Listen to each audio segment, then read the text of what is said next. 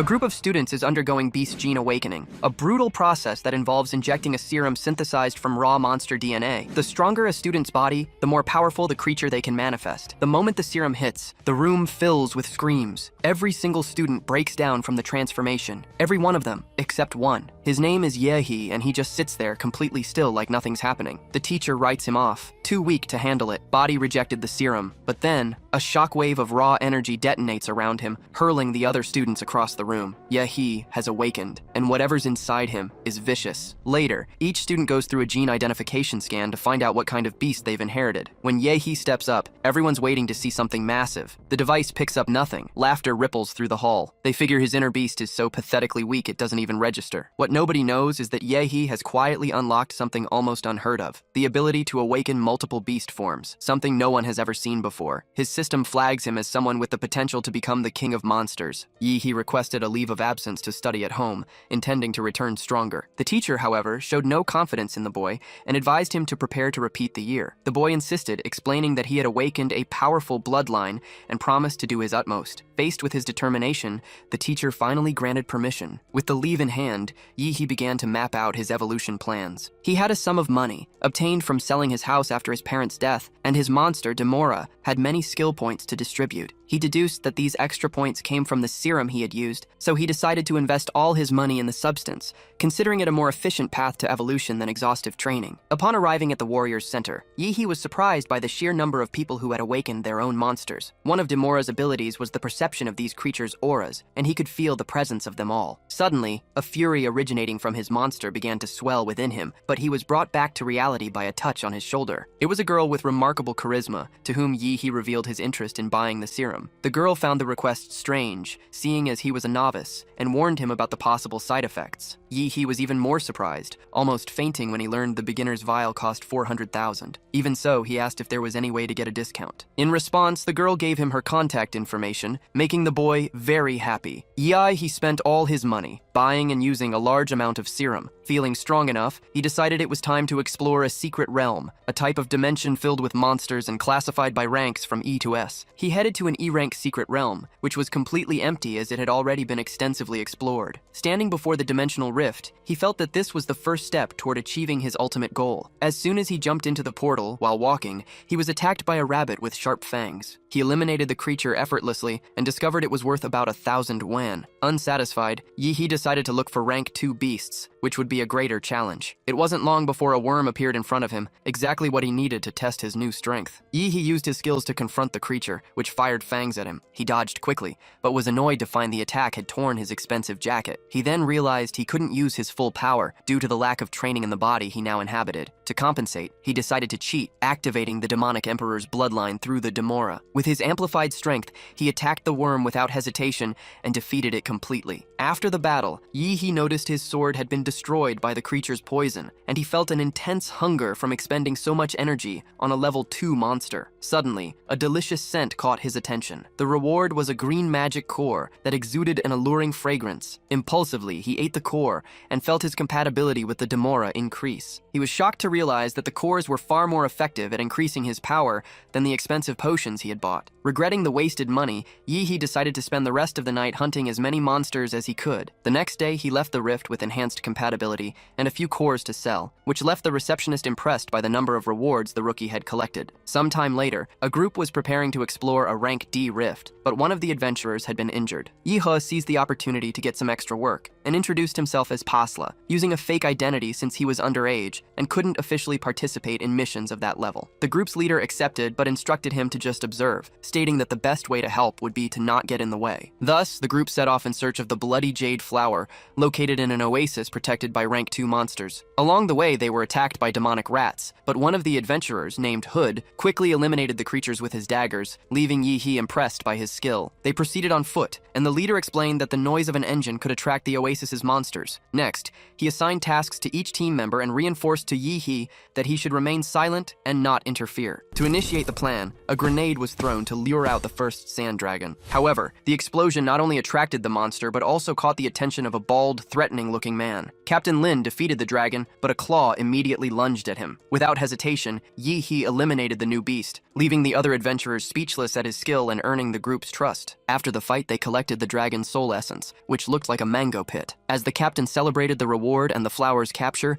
he was stabbed in the back by Hood. The adventurers cried out for their captain in despair as the traitor joined a bald, gangster-like man named Huo Peng, known for stealing artifacts collected by other groups. Wounded, Lin questioned how Huo Peng had found the flower's location, since he had only revealed it to the group once they entered the rift. Yi He realized and explained that Hood had left the coordinates behind when he threw his daggers at the desert rats. The traitor, finding the boy clever, threw a dagger at him, but Yi He, with incredible reflexes, stopped the weapon and decided it was time to end this game. The bald gangster then ordered Hood to kill the hero. Hood launched a multiple attack, which was easily repelled by Yi He. Next, the traitor attempted a stealth attack, which became the perfect opportunity for the young man to test his new skill, hitting the enemy squarely. The display of power made Captain Lin doubt whether the boy was truly a novice. Outraged, Huo Ping also demanded to know which family Yi He belonged to. The young man revealed he was from the Demon clan, which made the gangster promptly activate his bear monster power. Huo Peng grew dozens of times his size and leaped at Yi He, who didn't move a muscle. To avoid being crushed, he attacked his opponent's legs. The bear tried to strike him, but Yi He dodged with incredible speed and annihilated the giant with a meteor shower. The man fell, deflated like a balloon, leaving the adventurers in shock. Before being completely defeated, Huo Peng swore that Yi He's demon would be punished for its wickedness and cursed him. From the young man's look, it was clear this was neither the first nor the last curse he would receive. The day of the university entrance exam, which was conducted through duels, had arrived. An excited announcer wished luck to the future protectors of humanity, and the matches began in various arenas. However, in Arena 6, the protagonist had not yet appeared, leaving his opponent, a popular girl from his class, frustrated at not being able to show off her power. The judge was about to end the match and declare a victory by default when the professors sensed a powerful aura approaching like a comet. Yi He made a dramatic entrance in the middle of the arena. His opponent barely had time to react before taking a direct kick to the face, falling to the ground unconscious. The fight ended so quickly that Yi He himself was frustrated it hadn't lasted longer. The crowd, however, erupted at the spectacular display. The young man felt strengthened by the effect of the jade blood flower, which he had received as a thank you from Captain Lin. The matches continued, and Yi He won another fight effortlessly, and then another, leaving the audience increasingly thrilled with his performance. With his surprising performance, the protagonist was approached by recruiters from several universities. Arrogantly, the young man stated he was going to the capital's university, and his arrogance drove the interested parties away. He, however, remained confident that he could win the tournament. Suddenly, some men in suits approached to reassess his martial level. The assessor was intrigued by Yi He's growth, as he had jumped from level 3 to 9 in such a short time. The young man explained that he had trained intensely for the past 3 months, and, as a result,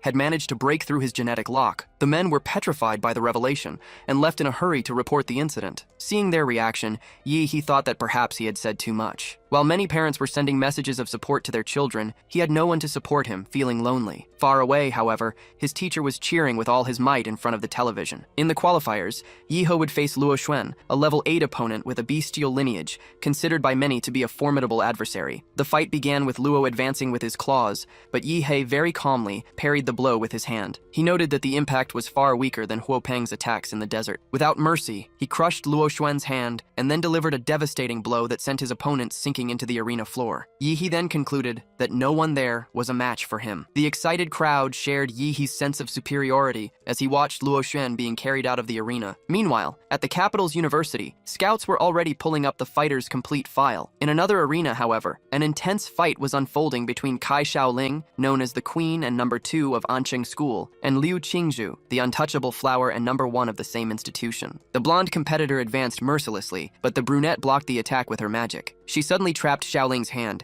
delivering a powerful punch that sent the announcer into a frenzy. In response, the school's number 2 invoked her tiger form and charged forward as if hunting prey. Qingzhu, unintimidated, used another of her family's secret techniques, but the tigress countered with a special kick of her own. Their energies collided, producing a massive hurricane of light. When the smoke cleared, Kai Shaoling emerged from the mist, only to suddenly collapse. Qingzhu remained standing, the victor of the match. Shortly after, the draw for the quarterfinals took place. Yi He drew a ball with the letter A and discovered his opponent would be a massive man named Shen Jiaguan. Despite his appearance, he seemed quite relaxed and even invited Yi He to watch the next fight with him. Together, they watched as Chu Zhou from Yi He's own school won his match, leaving the rival school's headmaster distraught. Yihei asked the big man if he could beat the student who had just lost, since they were from the same school. Shen Jaguan modestly remarked that, as class president, he could take on that fighter and 3 others at the same time without any trouble. He confessed, however, that he saw Yi as the real one to beat, sensing the young man was like a dormant volcano. Finally, it was time for their fight. The fight started out evenly matched,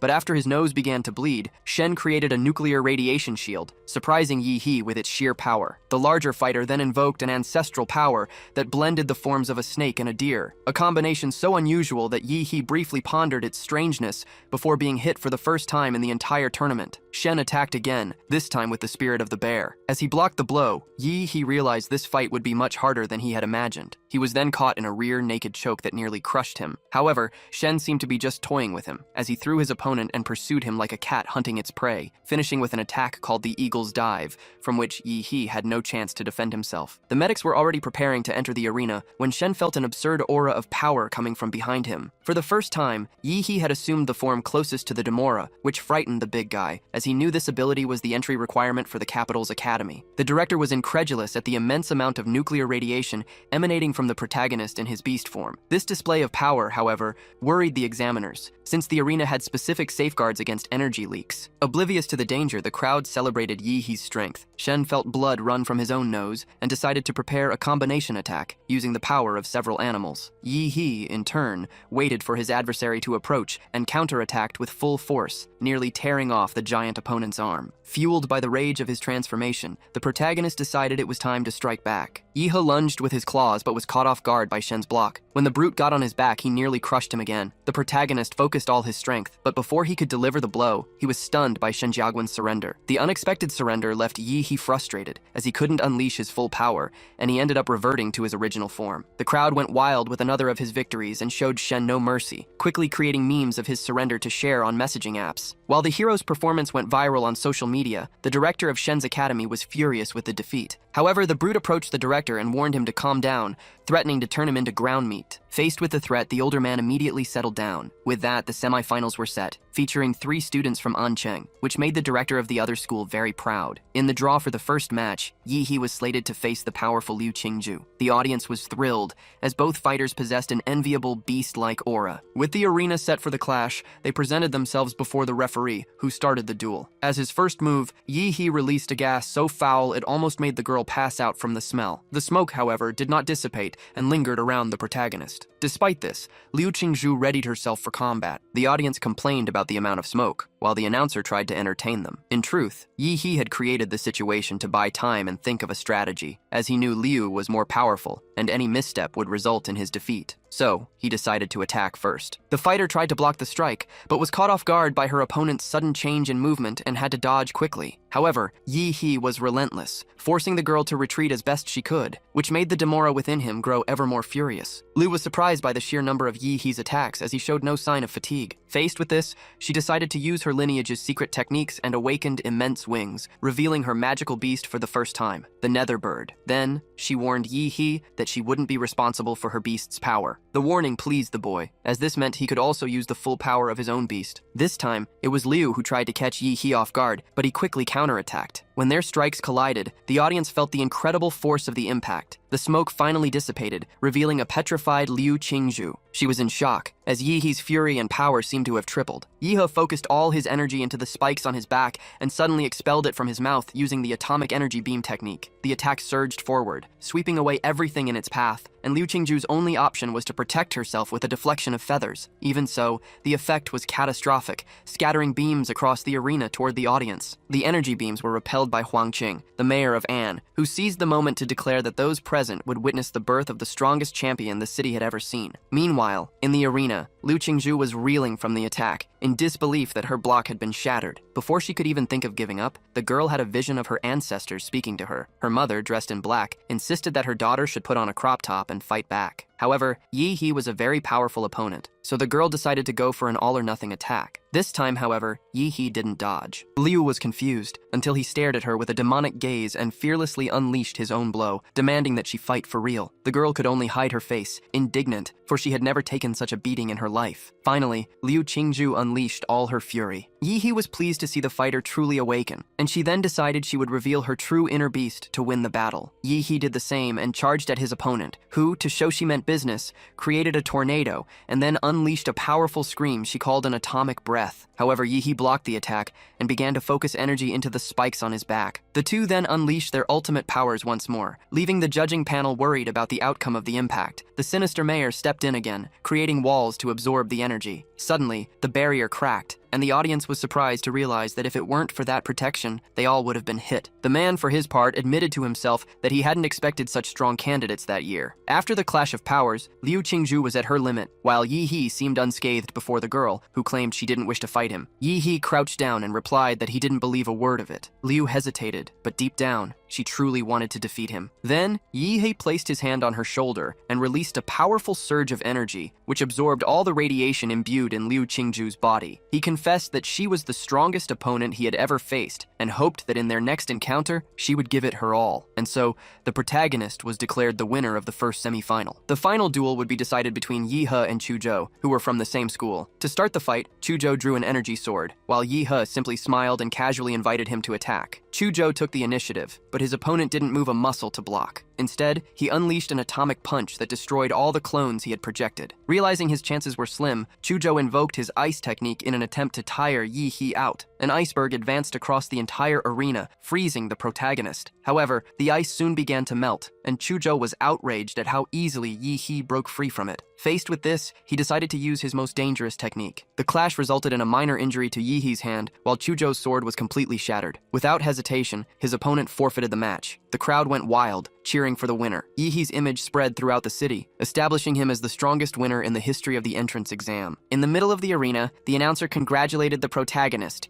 who made a point of thanking his teacher for believing in him, leaving the man, who was watching from home, deeply moved. From the stands, the principal desperately pleaded to be mentioned as well. To secure a 10 million scholarship, Yi He gave the school some well-deserved promotion. Finally, he took the microphone and thanked himself, stating that if a person doesn't love themselves, no one else will. Suddenly, the system also announced a reward for him for having achieved the goal of becoming the #1 fighter. After the ceremony, Yi He was desperately trying to escape the paparazzi, who were already speculating about his possible relationships with the girls from school. He finally found the empty gym, a quiet place where he could inspect his new abilities. However, his peace was interrupted by a mysterious detective-like man who congratulated him on his victory. The man introduced himself as being from Huadu College and said he was interested in discussing a problem with the boy's genetic trait, which intrigued Yi He, although he was certain his abilities came from Demora. The man asked if Yi He knew anything about his father's genetic traits and pulled an envelope from his briefcase, revealing a secret about the man he had only known as a simple taxi driver. Yi He learned about the Prometheus project, which dealt with genetic traits, and that after an incident, the researchers involved were forced to hide their identities. He then deduced that his father was one of those researchers, and that he himself was nothing more than an experiment. The man, however, reassured him, stating that everything was under control, and that although Yi He didn't seem worried, the college wanted to protect him. After the man left, Yi He decided to focus on organizing the plans for his bright future. He started the system to discover his new skill model, and was perplexed to find a vortex. From it, a sinister D-rank monster emerged, named the Giant Humanoid. Seeing the new creature, Yi He had the idea of merging his two monsters to become the king of all monsters. Meanwhile, elsewhere, a serious-looking man was on the phone, stating that he would cancel all his appointments. His priority was to find out what happened to his brother, who had disappeared into a rift, and he felt guilty for not having protected him as he had promised his mother. His search gained a new focus when he saw Yi He on television and became interested in the prodigy. Back to Yi He, he received a letter from Chuzhou, inviting him to investigate a C-rank rift discovered by Huadu. The boy wondered, indignant, why he hadn't just sent a text message. At Red Tree Mountain, several fighters were already watching the new rift form. There, Yi He met Chuzhou, who noticed that the boy seemed stronger, unaware that he had received a huge power boost. Yi found out they would both be going to the same college and thought Chuzhou was a bit strange. The conversation was cut short when the rift finally opened and a sinister monster emerged to welcome them. Excited, one of the fighters urged the group to attack the beast. The monster, startled by the advancing crowd, tried to retreat, but was quickly slain. Then the warriors entered the rift, where Yi smelled the strong scent of blood. Soon, monsters of all kinds emerged, and the warriors, without hesitation, charged into battle, showcasing the skills they had honed at school. As Chuzhou swung his sword, Yi saved him from a monster attacking from behind. He was impressed, watching his friend effortlessly slay creature after creature. Shortly after, a signal indicated that the leader of the beasts had been defeated. While Chuzhou was taking stock of their losses, Yi appeared with a heavy load of monster cores and asked for help carrying them. Chuzhou then lent him his subspace storage ring. Just then, they saw other warriors approaching, among them a burly man who had helped them during the fight. The warrior, curious about Yi, introduced himself as Wu Sen and offered him an S-rank contract to join his group, the Silver Wolf. The offer drew envious looks from the others, as the group was extremely renowned. Next, a woman riding a tiger from the Chengda group also invited Yi to join them, offering 15% of their monthly haul. The other warriors reacted with astonishment, remarking on how generous the offer was. However, Yi refused both offers, explaining that he wasn't interested in working with a group. The leaders accepted his decision and said they would wait for another opportunity. Later, Chuzhou and Yi climbed to the top of a peak. From there, as the wind blew, they spotted some giants picking what looked like roses, although there were no rose bushes in the area. Yi commented that he couldn't wait to be strong enough to face them, but Chuzhou wished he would never have to cross paths with those beasts. Finally, Yi sensed life elsewhere in that world and pointed to a lake, suggesting they go investigate. When they arrived, Yi recognized Yuli, who was hunting with her group. The girl explained that 2 of her teammates were diving. Shortly after, one of them emerged excitedly, announcing he had found a relic. Yi asked about the group's excitement, and Chuzhou clarified that in that area, there were ancient structures that held very valuable items. The diver who found the item, upon seeing the newcomers, wanted to eliminate the witnesses, but Yuli stopped him, telling her friend that Yi and Chuzhou were there to help. The man, named Yu Yang, was annoyed at the thought of sharing the reward. To resolve the impasse, Yi suggested their payment be based solely on productivity. With the deal struck,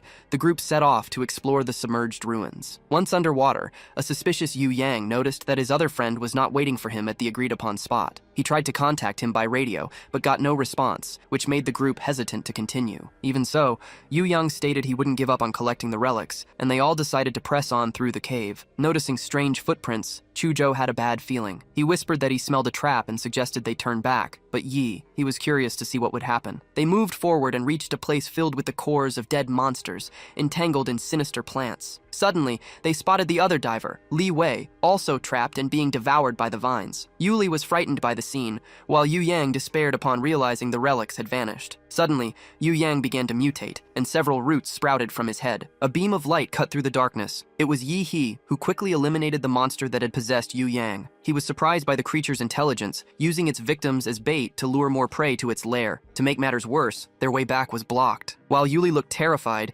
Yi felt motivated to destroy the enemy. It was then that, from the rocks, another higher-level warrior emerged, determined to eliminate them. Despite the situation, Yi was already getting used to being pursued. The warrior who had cornered them explained that he had tracked Yi's footsteps through the radiation left in the realm of the Red Tree Mountains. He revealed he was the one who had blocked the path, seeking to avenge the death of his brother, Ho Peng. Yi was unimpressed by the man and thought he was talking too much. Uninterested in talking, the enemy launched his attack, but felt his energy being drained by Yi's demonic branches. In response, he unleashed his full power, causing the cave to start collapsing, much to Yuli's despair. Yi, however, used his power to hold back the falling rocks, and ordered the girl and her group to leave the area immediately. The adversary took advantage of the distraction to attack with full force, but was stopped by a sword-shaped bolt. It was Chuzhou who had arrived and used his blade to help Yi. With the enemy momentarily dazed, Yi seized the opportunity to launch his atomic strike. He then suggested that Chuzhou fall back, as their opponent was extremely powerful. Outside, the other warriors watched the lake churn strangely until Chuzhou emerged alone, leaving Yuli worried about Yi's fate. Shortly after, however,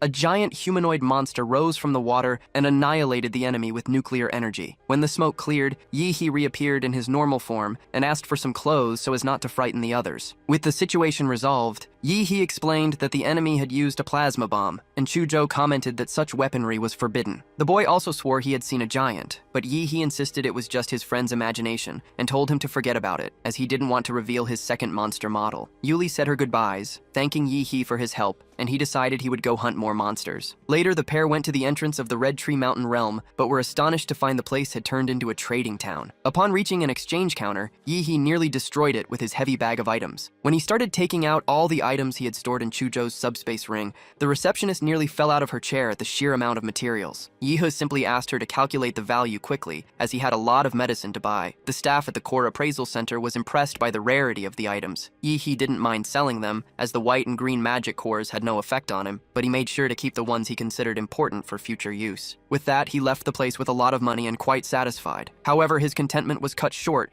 when a car screeched to a halt in front of him. A man named Yutian, the owner of Pinghei Pharmacy, got out of the vehicle and expressed his desire to buy all of his cores. Yi-hee was curious as to how news about him spread so quickly. He ended up accumulating a bit more money from the sale, but the total amount still wasn't enough to increase his strength as he wished, as the creature accompanying him had a rather demanding diet. Faced with this, he came up with an idea to meet his needs and decided to focus on learning martial skills. Yi-hee then went to visit the school director, who received him with much praise and formality. Being equally cordial, the young man offered a medicinal wine to the older man, who was delighted with the gift. Yi-hee took the opportunity to ask for the director's help, requesting a recommendation for someone who could teach him martial arts, as he needed to get stronger. The man readily agreed to help the young man. The next day, as he was getting out of a hot bath, Yi-hee was surprised to be informed by the director that the Liu family had offered to teach him. Meanwhile, in another part of the city, a motorcycle was speeding through the streets. The young blonde woman on the back was impressed by the skills of the rider, a young man named Jai. Unexpectedly, Yi-hee pulled up alongside them on his bicycle and warned him about his speeding. Ji was shocked as the young man had appeared out of nowhere. To show off, he decided to accelerate even more, leaving Yi-hee behind. However, Yi-hee used one of his skills and injected a powerful energy into his bicycle, effortlessly overtaking the modified motorcycle,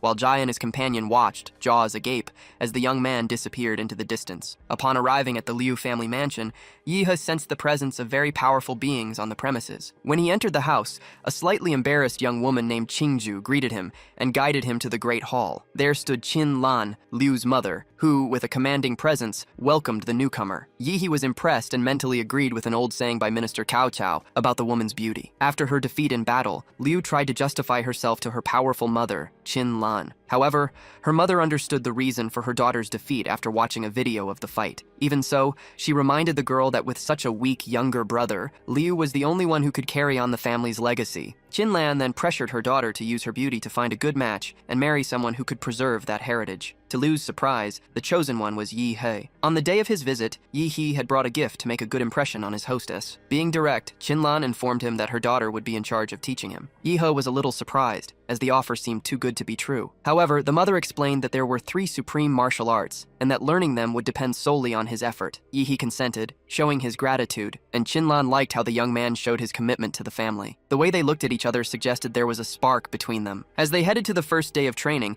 Yi-hee asked Qingju why she was avoiding him, but the girl denied it. He moved closer to her to see if she was telling the truth, but she promptly moved away, as the temptation was strong. They stopped before a special gate that led to the secret realms, and Yi-hee felt the urge to punch the structure, out of sheer curiosity. Qingju allowed it, though she found his attitude rather strange. Without hesitation, Yi-hee prepared to strike the massive rock. The scene reminded Qingju of the fight they had. However, the punch failed to chip even a sliver off the gate, which drew a light laugh from the girl. Qingju guided Yi-hee into the pavilion, explaining that each fighting style required an identification card. He wanted to know about the supreme martial arts, but she thought it best to start with the basics. Faced with his insistence, Qingju opened a black stone door where these arts were kept. She explained that her family had been protecting those skills for generations. Next, they observed the chests that contained the teachings. Qingju revealed that to learn the martial arts, one had to feel them as if they were alive. Yi-hee, however, didn't pay much attention to the explanation, eager to start learning everything. So Qingju opened one of the chests. To his surprise, Yi-hee noticed that inside there wasn't an instruction manual but a statue. Yi-hee began to understand what it meant to feel the martial mark. Qingju explained that the secret of the ancient masters was the ability to infuse this mark into any object. She then challenged him to recognize them on his own, stating that if it were his destiny, he would be able to learn them by himself. Not knowing exactly what to do, Yi-hee lay down before the statue, hoping to receive some kind of divine sign. Meanwhile, Qingju was watching him through a security camera. It was then that the system blessed him with a spiritual body. Immediately, a spirit emerged, declaring that only a true man could learn its techniques. The hero was petrified when he realized the figure was identical to the statue. the spirit proposed a deal. If Yi-He protected Bodhisattva from the evil spirits, he could learn one of its skills. Yi-He realized that the rain that began to fall was the sign that the test had begun. He then unsheathed his sword before the demons and prepared to prove his worth, striking at the advancing spirits. Meanwhile, the spiritual being watched the fight, thinking the young man was just another fool who would be easily defeated. However, it was surprised to notice that the evil spirits couldn't even touch him. He understood that the system was protecting him in that spiritual world and was pleased to have an invincible body there. The statue's spirit tried to understand how the young man was unaffected by the martial marks effect, but Yi-He simply explained that he was a very diligent student. The ancestor decided to fulfill its promise and grant him a skill that was inside a well. However, as it began to explain the evil in the flesh technique, Yi-He jumped into the well without waiting to hear what the spirit had to say. The spirit was shocked by the young man's audacity, but it understood that he was different. It remembered that when it too was a hero, it lived dangerously, using that same technique to destroy S-rank monsters. However, with continuous use of the skill, it had slowly gone mad, causing the deaths of many people around it. For that reason, it decided to die, transferring its martial mark to the statue. The evil spirits, however, had followed it, and only by defeating them could someone become worthy of using the evil in the flesh skill. In the control room, a mother and daughter were watching Yi-He's performance. Qingju was dumbfounded, as his body in the physical plane was already showing signs that he was completing the first test. However, Qingju found it strange. The young man, who at first wore an expression of satisfaction, was now in unusual agony. Qinlan explained that in the final days of his life, the girl's grandfather had tried to absorb the statue's abilities, and having failed was severely injured. Suddenly, she was startled to see the boy wake up peacefully on the ship after the test. Qingju was happy, as he seemed fine. Yi-He felt grateful to the statue for entrusting him with the responsibility of discovering the truth about the secret realms. Even though he had cheated on the test, he was satisfied to obtain the evil incarnate skill, which practically doubled his power. Mother and daughter went to the chamber, and Qinlan was intrigued by the speed with which the boy had accomplished such a feat. In response, Yi-He decided to give a small demonstration of how to use the skill, leaving Qingju awestruck by the aura the power projected around him. Her proud mother was nearly moved to tears. Qingju asked if Yi-He wanted to learn any other techniques, but her mother inwardly disapproved of her daughter for offering the family's treasures so easily to the young man. Noticing the older woman's expression, Yi-He decided to stop there. Qinlan then offered the boy one of the family's cars, but he thought a motorcycle would be more interesting. Meanwhile, Ji was walking back through the mansion, eager to meet the strong man who would help the family, and hoping never again to run into the man on the bicycle he had seen earlier. His walk was interrupted when Yi-He sped past him on a motorcycle, nearly sending him spinning. Jai was startled to recognize the young man on one of his motorcycles. Back home, Yi-He was eating his cores in sauce, increasing his attributes. Because of this, he decided to upgrade his giant monster model to make it even bigger. However, upon ingesting the plant cores from the demonic branch, a genetic mutation became available for Demora. Yi-He grew thoughtful, pondering whether or not to enable the mutation, but decided to take the risk to see the result. The genetic modification was initiated, with the promise that as soon as Demora reached 100% of the wild trait, it would transform into the star of the universe. Yi-He was overjoyed with the evolution, until a light from outside the window interrupted his good mood. The military was all over the street, putting Yi-He on alert for a possible invasion of his apartment. He tried to dismiss the idea, as the body's previous owner rarely had visitors, but then he suddenly saw a strange woman appear on his windowsill. The intruder looked annoyed that she had failed to make a surprise entrance. With little patience for pleasantries, Yi-He pointed his finger at her. Outside, the police had found who they were looking for, but the man was unwilling to hand over the golden gene. He decided to sacrifice himself to cover for his partner, Yao Mei,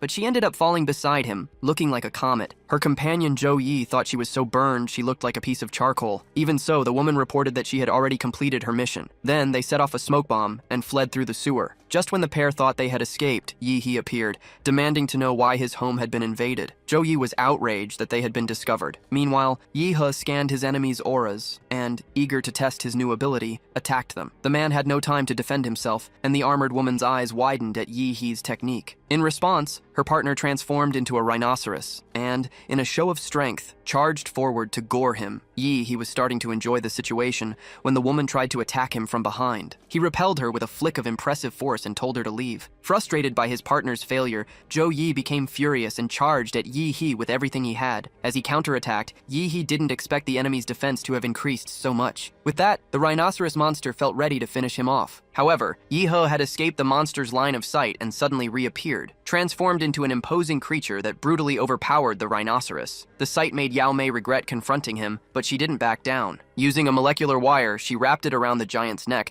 and managed to tear off its head. Yao Mei sighed in relief, believing her plan had worked, but the last thing she saw was a bright, infinite light. Yi He emerged from the smoke and found Zhou Yi gravely wounded. Determined to finish him off once and for all, he approached. Before dying, Zhou Yi revealed that Yao Mei had hidden the golden gene in Yi He's house, ensuring he would be hunted forever. After hearing the revelation, Yi He finished off his enemy and decided to clean up the mess before the police arrived, but he realized the damage was too great. Back home, Yi He was relieved to learn that his Aunt Qin had handled the situation with the police. He then focused on understanding what this golden gene was. Upon examining the container, he recognized the symbol as the same one from the Prometheus file he had received from his Huadu contact. He deduced that the pair had stolen the item from Laserbird, a biotechnology company. With his house destroyed, Yi He decided to move into a hotel, taking care not to leave any clues behind. In Swan Lake's secret realm, a group of warriors was on a sweep when they noticed a wave of monsters approaching, commanded by the supreme blood-eyed beast. The warriors decided to flee to inform the authorities, but the creature did not intend to let them escape. It let out a scream that hurled stones,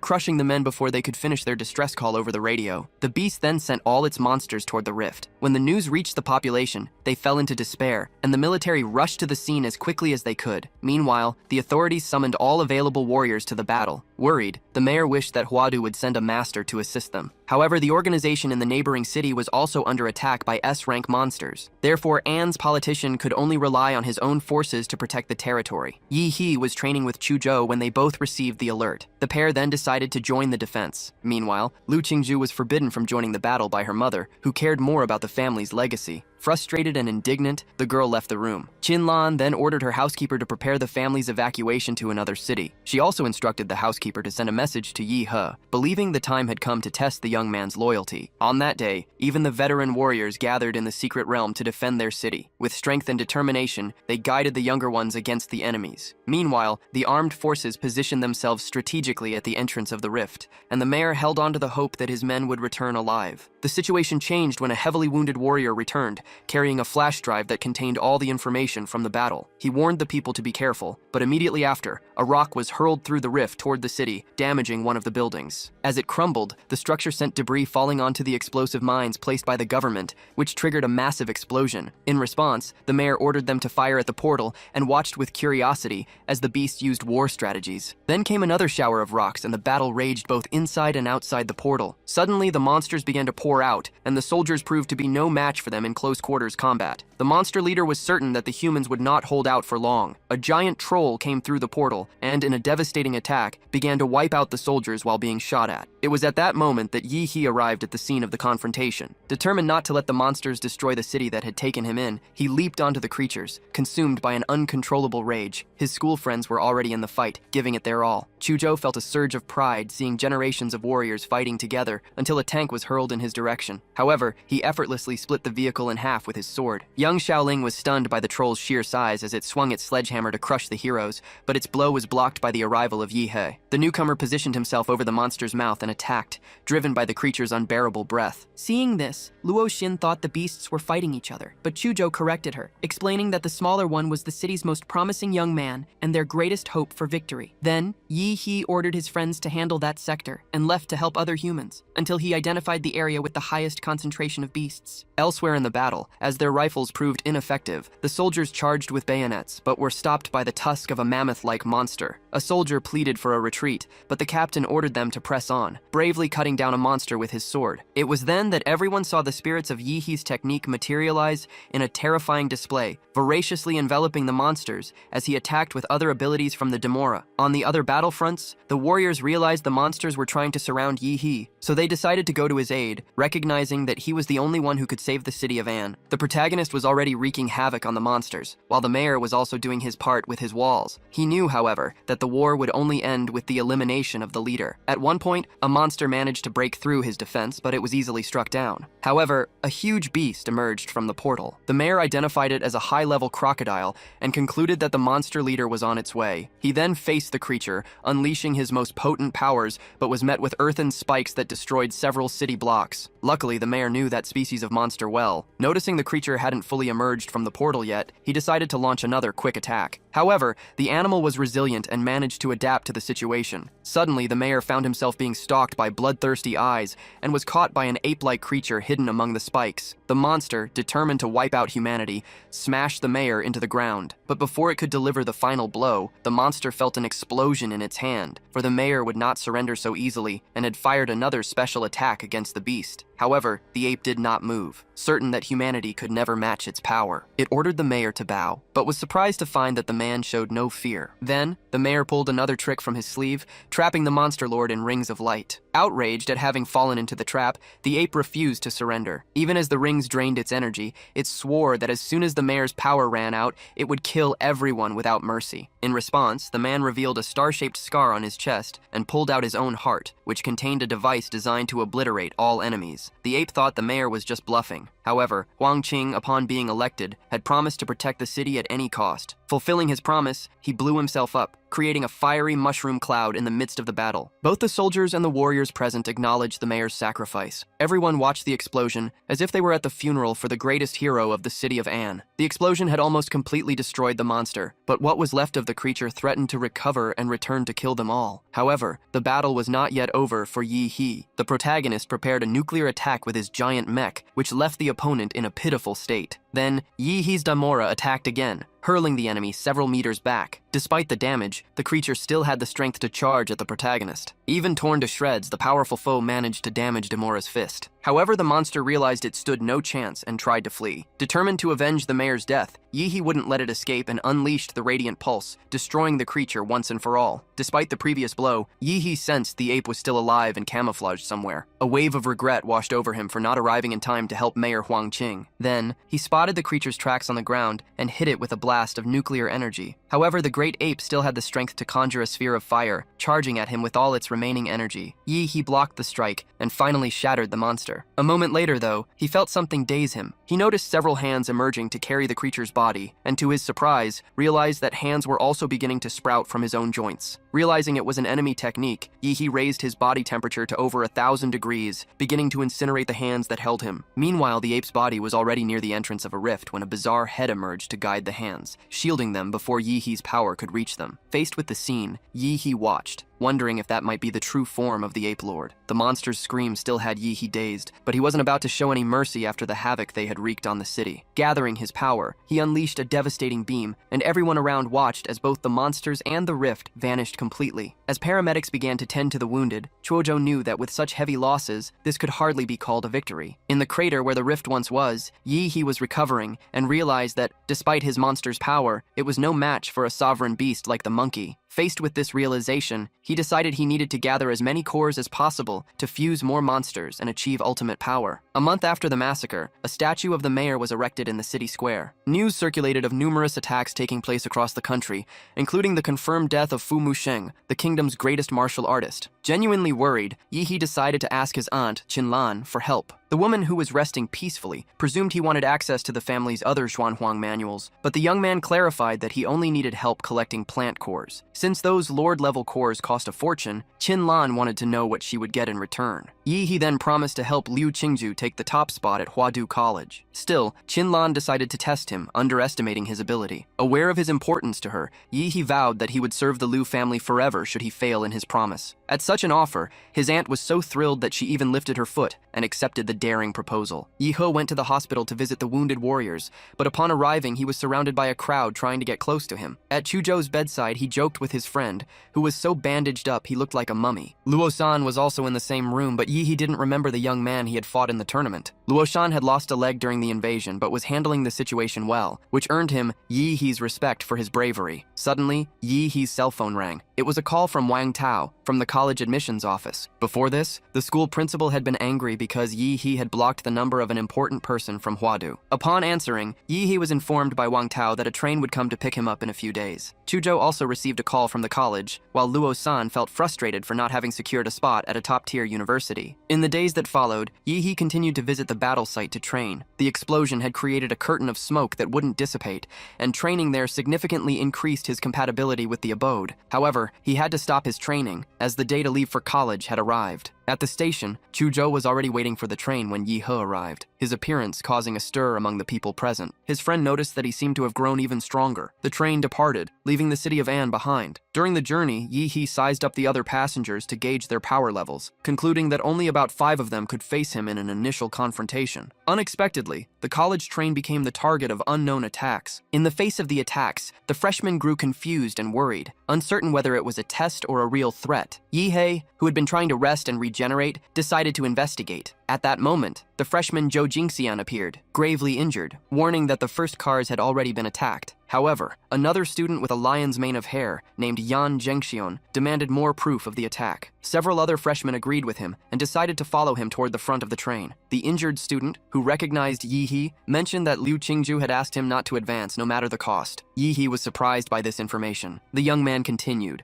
explaining that she had protected him, and because of that, he would do anything to honor what he believed was her last wish before she died. Angered by the assumption, Yi He punched the young man and scolded him, telling him to stop talking nonsense. Determined, Yi He started to advance toward the front cars, but Zhou Jingxian tried to stop him. In response, Chuzhou threw his sword at the freshman, who managed to block the attack. However, he wasn't strong enough to defend against a knee strike from Yi He that followed immediately after. With the path clear, the pair continued through the cars until they found a dimensional portal. To ensure their safety, Yi He first threw a briefcase through the rift. He found it strange that he couldn't detect any life forms through the portal, but he crossed through it anyway. Upon entering, he noticed that Chuzhou was no longer by his side. He then spotted a trail of light and decided to follow it, arriving at a completely destroyed city with no signs of life. To investigate, he leaped to the top of a building and unleashed his power, trying to find out who was behind it all. The burst of power was noticed by a few hidden students. Among them, the wounded Liu Qingju recognized that Yi He had come through the portal. With his maneuver, he had managed to attract the attention he wanted,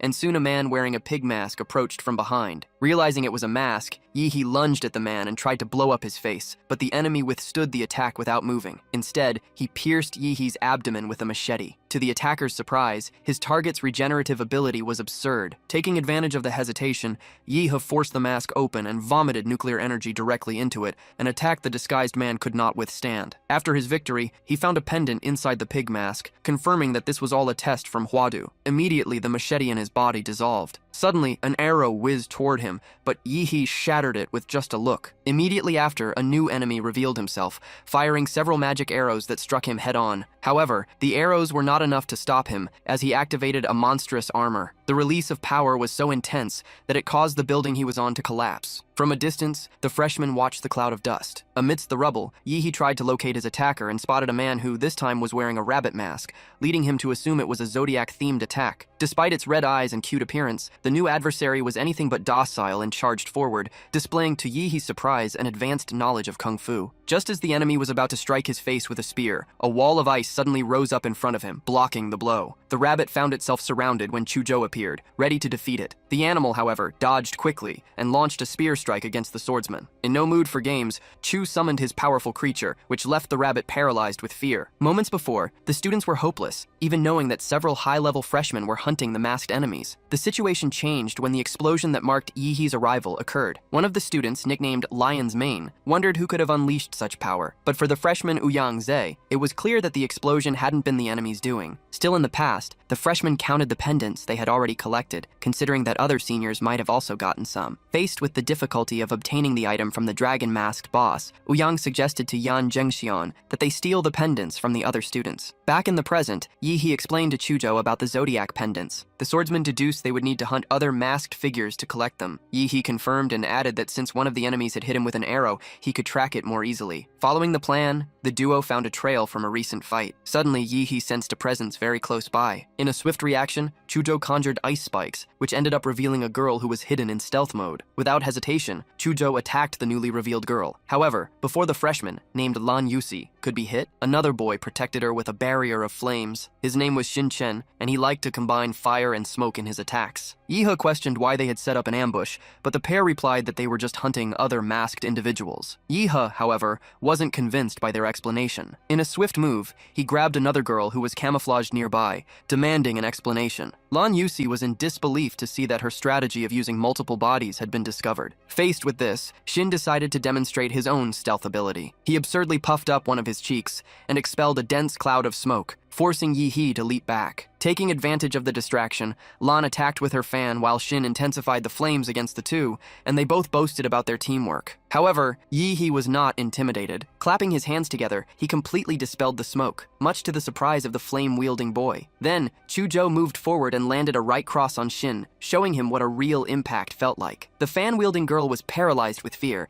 and soon felt her legs being frozen by Chuzhou's power. The aura emanating from Yi-hee was so terrifying that Lan, in an act of desperation, managed to break the ice with her own strength and leaped away to escape. Her attempt, however, was in vain, as Yi-hee caught up to her and threw her to the ground. Upon hitting the ground, the girl prepared a surprise attack, creating multiple copies of herself. Seeing this, Yi-hee considered the situation a good opportunity to unleash his demons, and as a result, all of the freshmen's bodies were instantly paralyzed. Defeated, the girl surrendered and handed over her pendants. She explained the rules of the game, stating that the lion-haired man and his partner had likely collected nearly all the items. Then, she revealed that her mission was to lead Yi-hoo to this cheating duo. Yi-hei, in turn, praised Lan Yuxi's courage. Meanwhile, the cheating duo continued their hunt, until Yan was surprised to find a dismembered body in the middle of the street. They soon recognized the victim as Shin Chen. It turned out that sometime earlier, the young man who controlled fire had been trying to escape from Yi-hei. Looking back, he came face to face with a sinister enemy walking toward him. The freshman was petrified when he identified the man with bizarre eyes as the dragon. Without hesitation, the monster attacked him with a blade and collected his pendants. Back in the present, Ouyang and Yan had no doubt that the dragon had eliminated the young man. Ouyang found the situation strange, as the enemy was supposed to be locked in the underground parking garage, but apparently, he had defeated everyone there. The duo was outraged to realize that the challenge had turned into a massacre. With everyone else defeated, the powerful adversary was now also free to hunt for pendants. Determined to gather the artifacts before the monster, Ouyang decided the situation was serious enough to unleash his bloodline awakening, transforming into a winged creature to create an energy source that would attract all pendant holders. Elsewhere, Liu Qingzhu felt desolate, thinking that she just wanted to get into the best college to make her family proud. She also wondered about Yi-hee's situation, although she had full confidence that he would be able to defeat the dragon. Suddenly, the girl heard a noise and became distressed, as she was in no condition to fight or flee. At that moment, she decided she would give Yi-hee the pendant she had collected from the ox monster. In the sky, Ouyang tracked the girl as he flew over the city. Noticing she was on the move, he decided to hunt her down like an eagle spotting a fox. Ouyang crashed down, blasting through the building's concrete until he reached the ground floor. However, he heard a voice that didn't belong to Liu Qingzhu. Before him, a dragon stared at him grimly. Ouyang realized the monster had followed him because of the 4 pendants he was carrying. The creature widened its sinister eyes, and the boy recognized the dragon's sealing technique,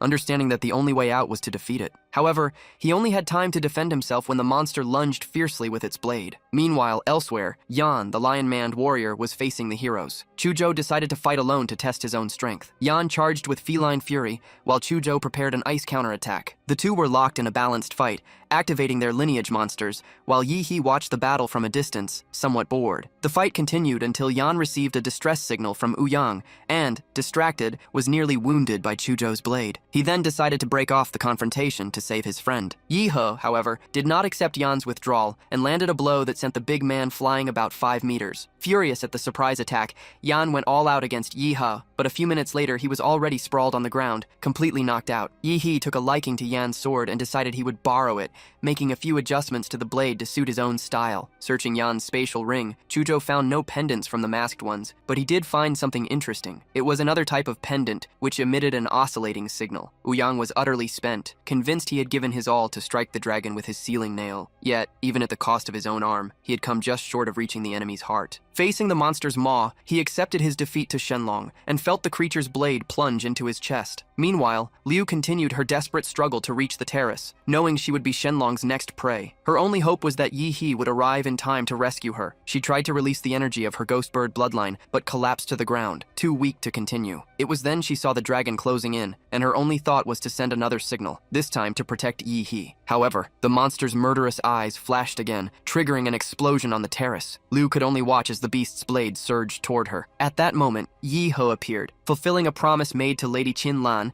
and struck the monster with a force that made the building tremble. Yi-hee told Liu to flee to the east, where she would find support. The dragon then turned to the newcomer, who noticed the nail still embedded in the creature's chest. The battle between them began, and Yi-hee was pleased to face an opponent of such caliber. The dragon went berserk, and from Yi-hee's expression, it was clear he was caught off guard. In response, he unleashed his atomic power and equipped himself with the Demora armor. The blast shattered part of the dragon's mask, but Yi-hee noticed that the enemy's attack power had increased. Suddenly, the creature snapped Yi-Hee's borrowed sword and then struck him from behind. However, he managed to catch the blade with his teeth, clenched his fist, and delivered a powerful uppercut that the double-eyed being felt with full force. Yi-Hee seized the opportunity to strike all of the creature's vital points, as it was already weakened by Uyang's nail. The dragon dropped its sword, ready to fall. It was then that Yi-Hee delivered his finishing blow, which transformed into an immense tornado. The immense tornado had been produced by Lan Yuxi's fan, which Yi-Hee had also borrowed, but he didn't stop there, as his intention was to strike the creature's face to ensure a humiliating end. With all his might, he unleashed a barrage of powerful blows against the weakened opponent,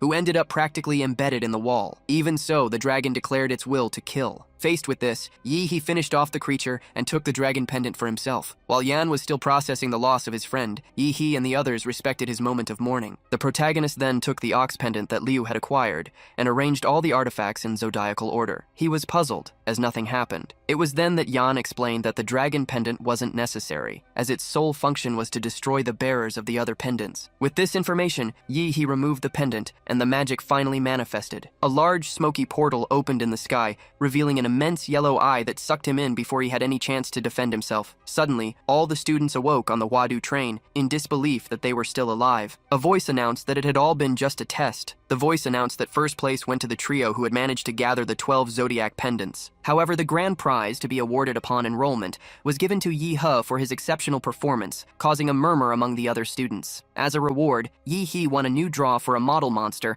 and acquired a level 13 summoned vampire. While Yi-Hee was pleased with his new acquisition, he was approached by Uyang, who was accompanied by Yan. Uyang asked if he had won the fight against the dragon, and Yi-Hee confirmed that he had not only won, but also killed the enemy. Uyang then revealed that he intended to create a new club at the university and wanted to appoint Yi-He as president. He explained that he hoped, for the first time, to break the tradition of the top freshmen and the club president always being students from Huadu, which made the other students on the train very excited and confident. Despite the general excitement, Yi-Hee stood his ground, stating that he preferred to go his own way. Even with the refusal, Uyang handed him a card, sealing the beginning of a possible future partnership. When the train finally arrived in Huadu, Yi-Hee was impressed by the size of the city. An assistant guided the students through an exclusive passageway, where they came across the ship that would transport them to the college, leaving everyone speechless. On board, Yi-He approached Liu and poked her, but the girl reminded him that her mother didn't want her to get too friendly with him, even though they were technically engaged. She then warned him to control himself, or else he might lose a finger. Yi-Hee, however, just wanted to know why they needed a ship, and Liu explained that the college was in the sky. And so, they took off towards the city in the clouds. During the journey, the ship passed through an electromagnetic net,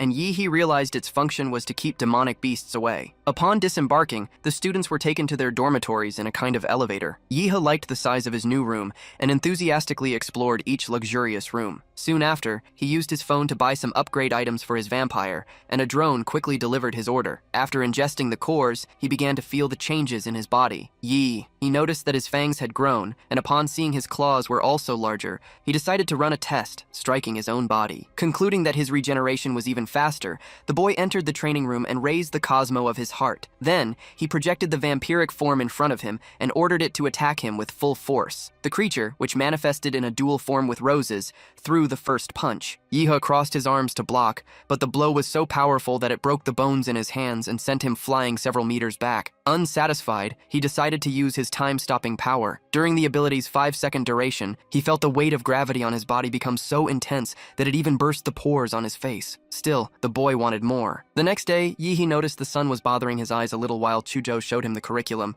which required choosing a mentor. However, a message in the school's group chat announced that, due to his success in the pendant test, Yi-Hee could choose any mentor he wanted. They arrived at the gym, but since the line for the mentors was huge and the idea seemed boring to him, Yi-Hee decided to take a walk around the city. As he walked, he caught a scent of blood that put him on alert, as he realized it was no ordinary blood. Upon investigating, he saw that the source of the scent was a girl savoring a large sandwich. Yi-He was surprised. Despite the girl's cute appearance, she possessed a frightening aura. Suddenly, she stared at him and asked if he had been training the demonic flesh technique. Intrigued by her mature way of speaking, Yi-Hee listened as the girl explained that she had helped Little Hu perfect the same technique. He was stunned to realize she was referring to the spirit of the statue, whom she claimed to have taken as a disciple some 90 years ago. Since Yi-Hee didn't seem to believe her story, the girl became indignant at his disbelief. To him, the idea of her being an elder was as unlikely as him becoming the emperor. In response to his skepticism, she decided to demonstrate the nature of her power, making him see a vision of his own head rolling from a guillotine. The illusion left him petrified with fear. To calm him down, the girl offered him a lollipop and asked him not to report her to the college,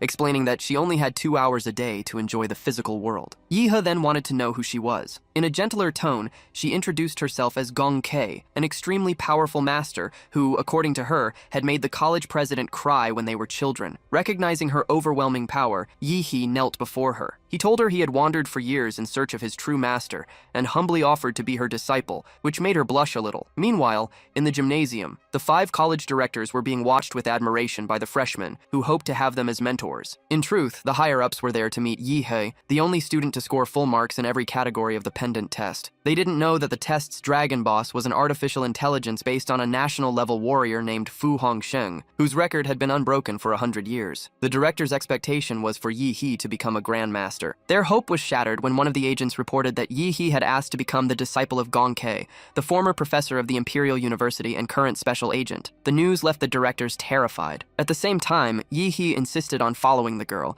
but she explained that she had been expelled from the college. He then promised that if she accepted him as her vassal, he would set her free in 2 years. The master liked the offer. Furious, the directors went to confront Gong Kei. One of them, a large man with a stern expression, reminded her that she was forbidden from having contact with the students and ordered her to go home. Just to provoke them, Gong Kei gave an order to her new disciple, telling him to accompany her. As they walked, Gong Kei explained that she had unintentionally hurt many students in the past, which was why she was confined to the research institute until she could learn to control her strength. She then asked if Yihe was afraid to be her disciple. Far from being afraid, the young man was thrilled by the prospect of being torn to pieces. They arrived at floor 66, which had a very narrow hallway made especially for her. Noticing the timer was about to run out, Gong Kei broke into a run and ordered the young man to follow her as fast as he could. At the last second, she managed to cross the security line before the door slammed shut, thus avoiding being pursued by the faculty. The action activated a protection protocol in the area, which Yihe figured would hinder his powers. Gong Kei then clarified that this place was her cell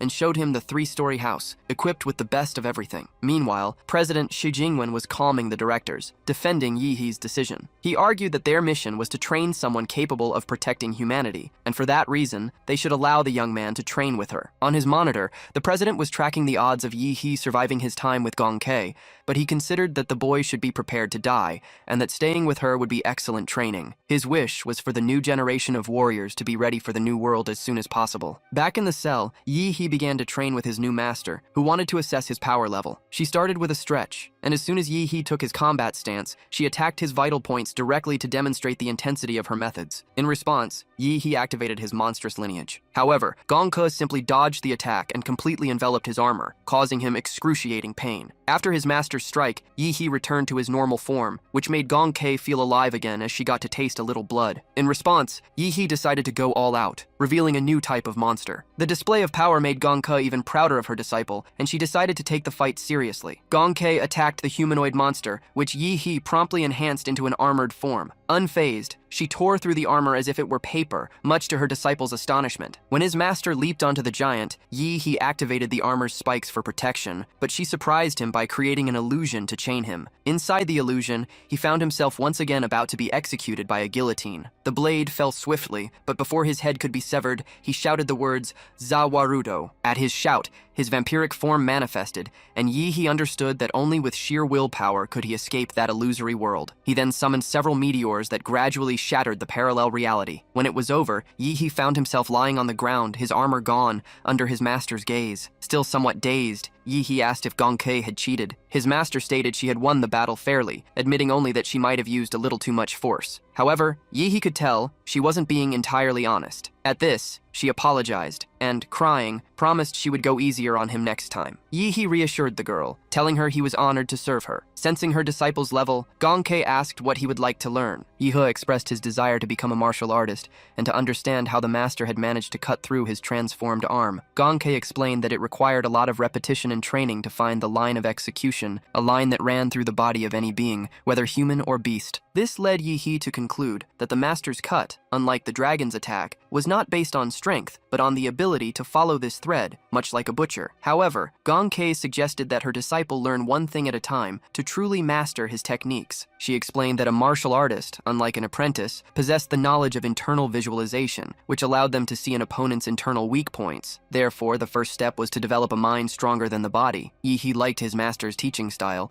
as upon acquiring the vampiric model, he had already increased his mental strength with the power of Za Warudo. Next, Gong Kei told him there were 4 categories of martial arts techniques, divided into Heaven, Earth, Mystic Yellow, and No Level. She detailed that the lesser universities taught the No Level techniques, while at Huadu Academy, they practiced those of the Mystic Yellow level. Curious, Yi asked about the Heaven and Earth techniques. Gong Kei told him they were relics from secret realms and ancient ruins, and that only 10 of them existed in the world. Although the Imperial University possessed one, he still lacked the strength or permission to approach it. However, she revealed that he could learn a secret Earth technique known as the Killer Bodhi Heart Sutra, the same one that inspired Huzinho to create Evil Incarnate. The prospect left Yi extremely excited. Gong Kei then took him to another reality, one of pure killing intent, as she admitted she loved to see blood splatter. That night, after class, Chuzhou was walking through the city when he spotted Yi and approached to talk to his friend. Unexpectedly, he felt a blade pressed against his neck and immediately prepared for combat. It was then that he noticed Yi. He was enveloped in a sinister aura that made him almost unrecognizable. A few hours earlier, in the illusory realm, Yi was being attacked by zombies, but could only use a blade to defend himself. The goal was for him to instinctively learn the line of execution. At one point, he was overwhelmed and fell amidst the undead. His master, Gong, was impressed with her student, having never seen anyone with such mental fortitude, and she supposed the boy could truly be humanity's hope. After the arduous day, Yi was taking a shower when he received a call from Liu Qingju. She informed him that the packages sent by his mother were already in her room. When Yi said he would pop over to get them,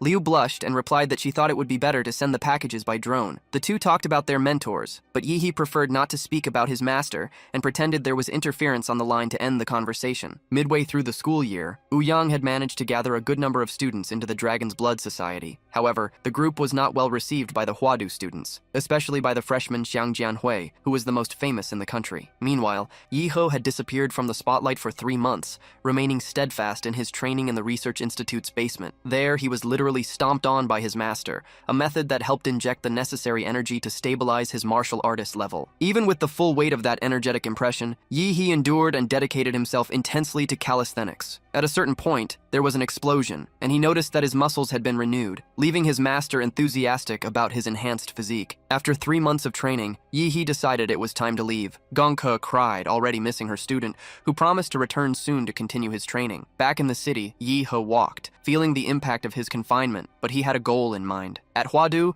extracurricular missions to maintain security were worth a lot. So, he went to the activity center to pick up a mission and see his friend Chuzhou, who was happy to see him. Chuzhou revealed he had become a martial artist and was curious about how much Yi had improved since they last saw each other. He wondered if Yi could now defeat Xiang Jianhui, who had beaten Ouyang Ze in just 10 minutes. A short time later, Qingzhu joined her friends. Remembering her mother's teachings, she moved in to give Yi a kiss, but he felt a little hurt that she hadn't greeted him first. Realizing he had misunderstood the gesture, Qingzhu turned away, slightly frustrated. The trio headed to the large screen where the most popular missions were displayed. While Yi analyzed the possibilities, Qingzhu suggested 3 options that would suit the group's skills. She explained that the tasks were classified into 5 levels, but freshmen could only accept missions up to level 2. However, Yi had a privilege card granted by his master, which authorized him to take on more daring missions. Qingzhu wanted to know where he had gotten that card, but Yi didn't answer. After reviewing the options, they decided to accept the most difficult one, which offered the greatest reward. The receptionist at the mission center, however, was outraged by the audacity of the freshman trio. Yi presented his privilege card, but the woman still insisted on consulting the dean's office. After a brief call, her attitude changed and she wished the aspirants good luck. Before leaving, Yi went to the mechatronics building to retrieve the weapon he had received as a bonus from the director. He received a divine star gold sword, capable of conducting 95% of one's martial energy. Upon testing it, Yi noticed the blade was incredibly sharp. The group headed to Lingshui County, traveling as normal students to maintain the mission's secrecy. Upon arriving, Yi began to discreetly observe the area so as not to alert their targets. Chuzhou suggested they go to the inn provided by the Imperial University, but just then a man appeared, offering a ride in his 3-wheeled cargo cart. For some reason, Yi-he deduced that the mission had just begun. The group boarded the older man's tricycle, and during the ride, they chatted about the city as if they were good old friends. As they neared the university, the driver invited Yi-he to the city festival, which would take place in 2 days. Their final destination was an abandoned house in need of many repairs. As soon as they went inside, Qingju entered one of the rooms and found a sinister altar. Yi-he judged that the altar had been placed there recently, as it was made of wood, and considering the state of the house, should have already deteriorated. Upon this discovery, Chujo promptly drew his sword, determined to shatter the statue at once. Lu Qingzhu, however, suggested they investigate first, as the altar might hold important clues. The girl then pulled away the cloth covering the statue's face, and one of the monument's eyes glowed mysteriously, which also intrigued Yi-he about the object's demonic nature. Without hesitation, Chujo struck the statue, which began to leak a black liquid. To prevent the entity from escaping, Yi-he activated his ability, while Chujo used his sword to seal the multi-headed demon that was emerging. Qingzhu was impressed by the scene, until she felt a hand on her shoulder. It was just Yi-he, who, noticing the girl was being affected by a psychic power, injected a bit of his own willpower into her to protect her. He deduced that the city's anomalies were related to the statue, and instructed his friends to watch over the sealed monster, as he would go after the old tricycle driver, whom he considered suspicious. Meanwhile, at a local Buddhist temple, the old, toothless tricycle driver was received by one of the priests. He was then guided to a large gate to speak with the head monk about the county's recent strange occurrences. However, as the monk's voice echoed through the corridor, the priest guiding the old man sensed someone's presence and transformed into a lizard-like creature. The elderly man, named Genshing,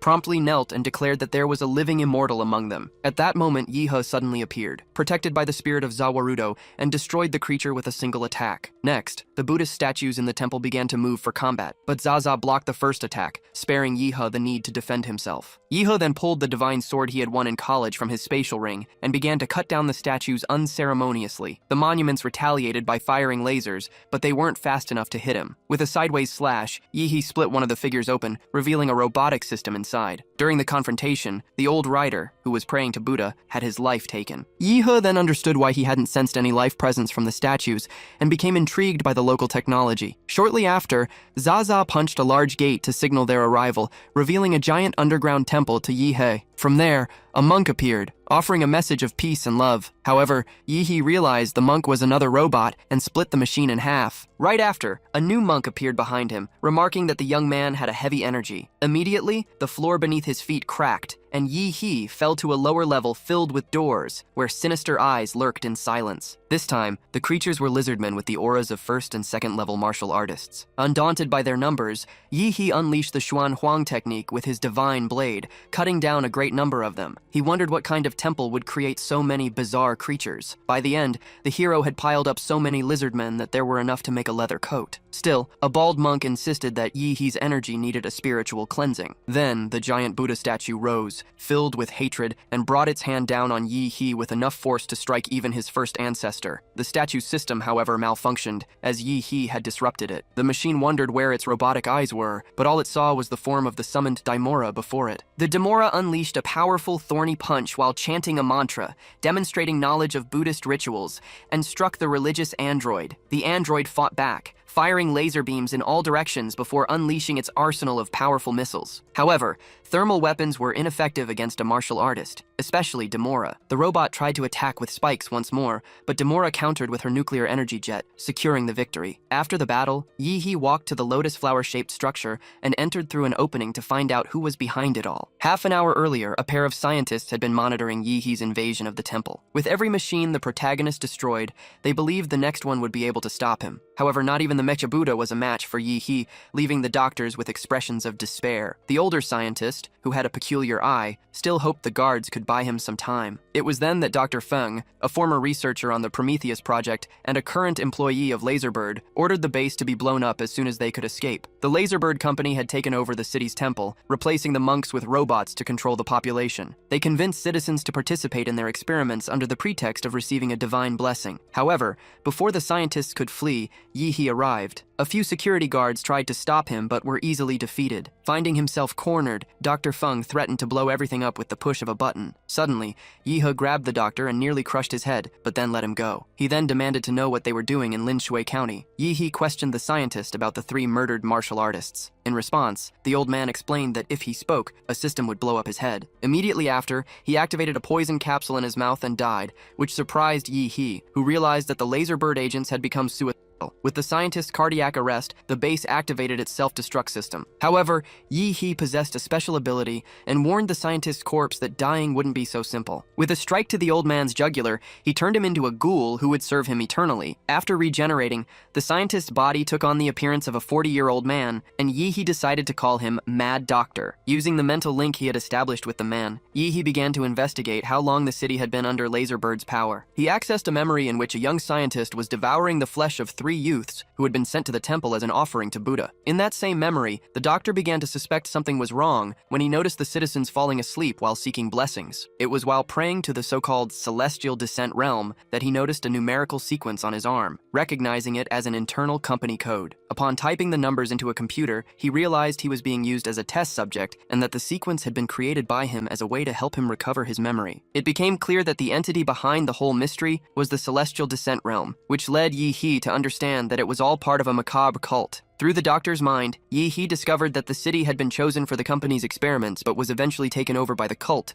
which had brainwashed all its inhabitants. An immense number of cyborgs had been created to replace the martial artists. The doctor revealed that he had tried to regain his consciousness several times, but always in vain. The cult operated in 4 stages that gradually eroded people's will, turning them into zombies. The life force of these individuals was used to feed a demonic fetus, taken from a secret realm that was about to mature. With this information, Yi He deduced that the event would take place on the day of the city's festival. After extracting all the necessary memories to piece together the puzzle, Yi He understood that the doctor was likely involved in the Golden Gene project. Even so, he decided to first resolve the anomaly in Linshui County. Although his mission was already registered as complete, Yi He wanted to steal the victory from the Heavenly Descent Kingdom. To do so, he ordered the doctor to find a way to release his blood into the city's water supply system. His reasoning was that since the people were already in stage 4 of the contamination and beyond saving, it would be better for them to serve him than the demonic fetus. The protagonist returned to the base and found his friends having a meal. Liu, however, didn't much care for the local cuisine. Upon closer inspection, Chujo realized they were eating human flesh and understood that something was terribly wrong. Yi He told his companions everything, and Liu deduced that the mission's difficulty level had evolved to over 3. Despite this, Yi He was confident they could handle the situation and planned to wait, as the shadow usually revealed itself at night. At the Laserbird headquarters,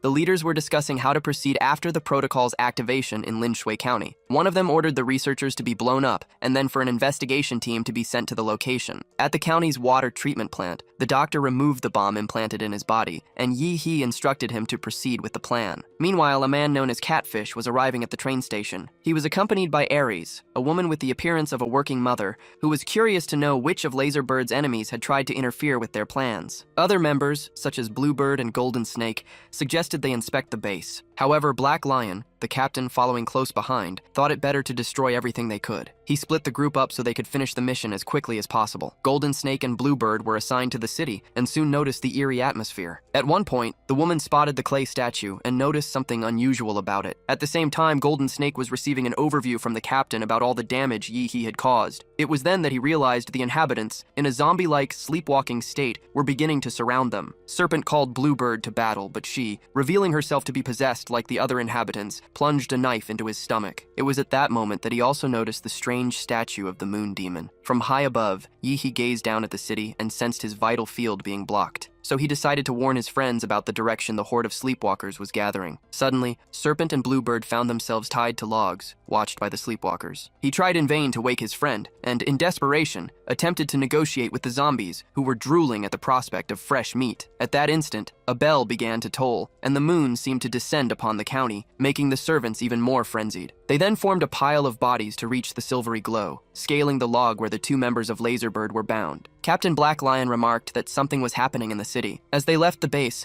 they saw an enormous moon that seemed to be swallowing nearly everything, with a beam of light touching the ground. The sight left the captain deeply concerned, and the 3 of them decided to run toward the source of the trouble. On the way, they spotted something unusual, and the captain hurled his sword. The weapon, however, was blocked by a kind of wheel. He found it strange to encounter a magical item in the middle of nowhere, but soon the figure of Liu Qingju revealed herself, using her umbrella-shaped shield to welcome them. The encounter made the captain wonder who their true opponents really were. Catfish and Ares advanced on Liu and Chu, who held their ground. The battle began when the hero summoned an ice wall, but the barrier was shattered as if it were made of sand. With their defense broken, the pair decided to retreat. only to be suddenly intercepted from behind by the lion. Simultaneously, a sword descended from the sky and nearly split the captain in two. It was Yi-he, marking his arrival to the fight. Next, the lion used his 12 Phantoms technique, multiplying into 12 copies that attacked the protagonist from all sides. He promptly summoned Zaza and began to leap unpredictably between the Phantoms until he reached the real Black Lion, whom he took down with ease. Meanwhile, Yi-he drained the captain's blood, raising his martial artist level to 8 and leaving the other two bandits in disbelief at his strength. Using a demonic technique, he raised the captain's corpse. Seeing the situation, the woman threw her baby into the air, which transformed into an aberration. The distraction facilitated the escape of Catfish and the mother, who abandoned her child. Yi-he ordered his friends to take care of the cyborg and set off in pursuit of the fleeing martial masters. Chuzhou, in turn, activated the ice dragon form and leaped toward the monster to confront it. Swinging his sharp sword, he realized the creature was incredibly fast, so he ordered the captain's demonic shadow to show its worth. The entity used its multiplication technique, slicing the cyborg into several pieces. Liu also focused his energy and awakened the bird bloodline, which enveloped the enemy in a globe of energy. Meanwhile, Bagre was fleeing through the sewer, but Yi-he caught up to him, giving him no chance to escape. Ares, his mother, running desperately, saw what was happening to her son and felt a chill as she realized she was completely alone. She then decided to head toward the moonlight, reasoning that it was better to risk everything than be slaughtered by Yi-he. However, she stopped abruptly when she came across a horde of sleepwalkers piling on top of each other. Yi-he was right behind her, confident she would capture her as well. Without a second thought, the woman ran toward the zombies and used them as a ladder to reach a large gate. Upon arriving, she was moved to see her parents again, making her wonder if she too had been abandoned. As the woman approached the gate, the image of Yi-he pursuing her began to dissipate. The protagonist then understood that the Heavenly Descent Kingdom had used the woman's fear to create an illusion of him, luring her inside. Yi-he simply watched the events unfold, awaiting the arrival of the demons for the confrontation. Then, the moon returned to its normal size, which dispersed the zombies wandering through the ghost town. Liu was apprehensive about the mission, but the protagonist told her to relax, as someone very powerful was secretly helping them. Chuzhou was intrigued by this information, since, in his experience, only heirs of great martial families undergoing trials among mortals received such superior aid. Yi-he released the shadow demons and asked his friends to destroy the statues scattered throughout the city along with them. Chuzhou left without objection, but Qingju seemed hesitant. The protagonist asked his future bride to trust his intuition. The girl agreed, but reminded him that he should also trust his friends. After that, the protagonist went to meet the scientist, who had gathered the defeated cyborgs inside a crater. Yi-he released his great monster and flooded the hole with his own blood, covering the creatures, which would soon become a great troop under his command. The scientist confirmed that the modified mosquitoes were already on their way to the county to infect the population with Yi-he's vampiric blood. Pleased with the news, the protagonist ordered the scientist to repair the Mecha Buddha so they could use its weapons in the battle. He was eager to meet the leader of the celestial cult. With that, he and his group left by bus for the county, expecting to see the fetus drop like the New Year's ball in Times Square. On the day of the festival, the moon seemed to gaze down with satisfaction at the commotion below. The high priest surveyed the scene with pride, for this was only the third occasion the fetus had truly been born, and his name would be etched into the annals of their faith. The previous births had led to drastic consequences. The first had wreaked mass devastation, while the second had turned the site into a hostile S-rank forbidden zone. Determined, the priest prepared the ritual to welcome the demon for a third time. He ascended a pile of corpses to reach the portal, where he offered his own blood as a sacrifice. Then, a divine coffin was brought to him, and he positioned it before the other worshippers. They too added their blood to the ritual. The bald priest then began the invocation. Suddenly, a bell echoed through the cathedral, awakening the souls of the sleepwalkers. However, the priest was outraged to realize that the energy emanating from the ritual was bluish, desecrating the coffin and the sacred ceremony. It was at that moment that Yi-he appeared, showing the priest that he too possessed great power and making it clear who the true demon was. Under a blood-stained moon, the priest fell. At that moment, Yi-he realized his brutality was disapproved of by another figure, a hooded man with a malicious appearance. This man invited him to join the divine sect, then revealing himself as Lin Qi, the true supreme bishop. Without hesitation, Yi-hu charged at the sect leader. However, Lin Qi unleashed tentacles that ensnared his opponent. In response, Yi-he promptly summoned the guardian Zaza, who delivered an unexpected and violent attack against the bishop. Despite the blow, the bishop displayed an extraordinary power of regeneration. The situation changed when a group of priests surrounded Yi-he, chanting a mantra, and mysteriously took their own lives. Yi-he realized it was just another trick, and his suspicion was confirmed when the men's bodies began to transform into monsters. The creatures took on a demonic appearance, so dreadful that it inspired repulsion and the urge to flee immediately. Realizing it was an army of demons, Yi-he summoned his own forces, composed of lizard cyborgs, and the two fronts clashed. Meanwhile, another priest, who now had hair, used his spiritual sight to locate Yi He and discovered that his objective was the fetus. The sudden arrival of Liu and Chuzhou in their armor made the priest fear the mission's failure and think only of escaping. Yi He approached the coffin, which emanated an overwhelming cold, and was rewarded for modifying the original ritual. Determined to eliminate the demon, he opened the coffin, but found it empty. In that instant, everything around him fell silent, and the high priest appeared again. He revealed that the giant moon was an illusion and explained that Yi He was, in fact, inside a dream. As this was happening, Liu and Chuzhou continued to fight bravely against the hairy priest's archdemon. In his draconic form, Chuzhou decided to unleash his most powerful strike against the demon. The creature blocked the attack with its bare hands, shattering the warrior's sword, but a sharp fragment ended up piercing the monster's mouth. At that moment, the mad doctor arrived wielding an energy bazooka and released poison drones to help the duo. The priest wondered where such powerful youths had come from, and Chuzhou replied that they were just freshmen from Huadu. Suddenly, several coffins fell in front of the priest, releasing sleepwalkers among whom Liu recognized some warriors from Huadu. The cleric then praised his god for the extra help. Realizing Liu Qingzhu was in danger, the mad doctor decided to send his army of giants to support her. She managed to break free from the sleepwalkers' attack in an attempt to help Yi He, but the priest ordered his corpses to stop her from getting near the fetus. Despite the order, a projectile hit Liu Qingzhu squarely. Even wounded, she did not give up on her purpose and managed to fall into Yi He's arms. Even wounded, Liu Qingzhu took flight, carrying Yi He away from danger. Along the way, she noticed the giants had been defeated by the warrior corpses. Suddenly, a voice ordered Liu Qingzhu to put Yi Hu down, subjecting her to a psychic attack. Unable to resist, she lost control and began to freefall, watched by the corpses below, whose necks moved like amoebas and transformed into sharp stakes to intercept her. However, Yi He recovered his strength in time to invoke his ability, Za Warudo. He apologized to Liu Qingzhu for having fallen asleep, and his return brought her great relief. The priest was outraged to see that Yi He had escaped the illusion, and along with his corpses, advanced on him. In response, Yi He summoned his humanoid giant, which trampled the enemies. The fight was interrupted by the sound of a bark. The priest, responsible for trapping Yi He in the illusory realm, began to suffer the consequences, experiencing a similar fate. Then the voice of the moon demon ordered the priest to enter one of the coffins so it could use his physical form. While this was happening, Yi He eliminated all the remaining enemies, but one was still left. The moon demon itself descended, wearing a cold expression. Yi He was pleased to see that the true leader had finally decided to appear. Yi He realized that everything around him had transformed into a giant moon. He surmised he was under the effect of a chimerism, an illusion capable of causing real harm, and against which his system-granted golden body was useless. The demon approached and commented that he admired Yi He's bravery, stating that the boy possessed the perfect compatibility to complete his transformation. He then invited him to join him to rule the world. However,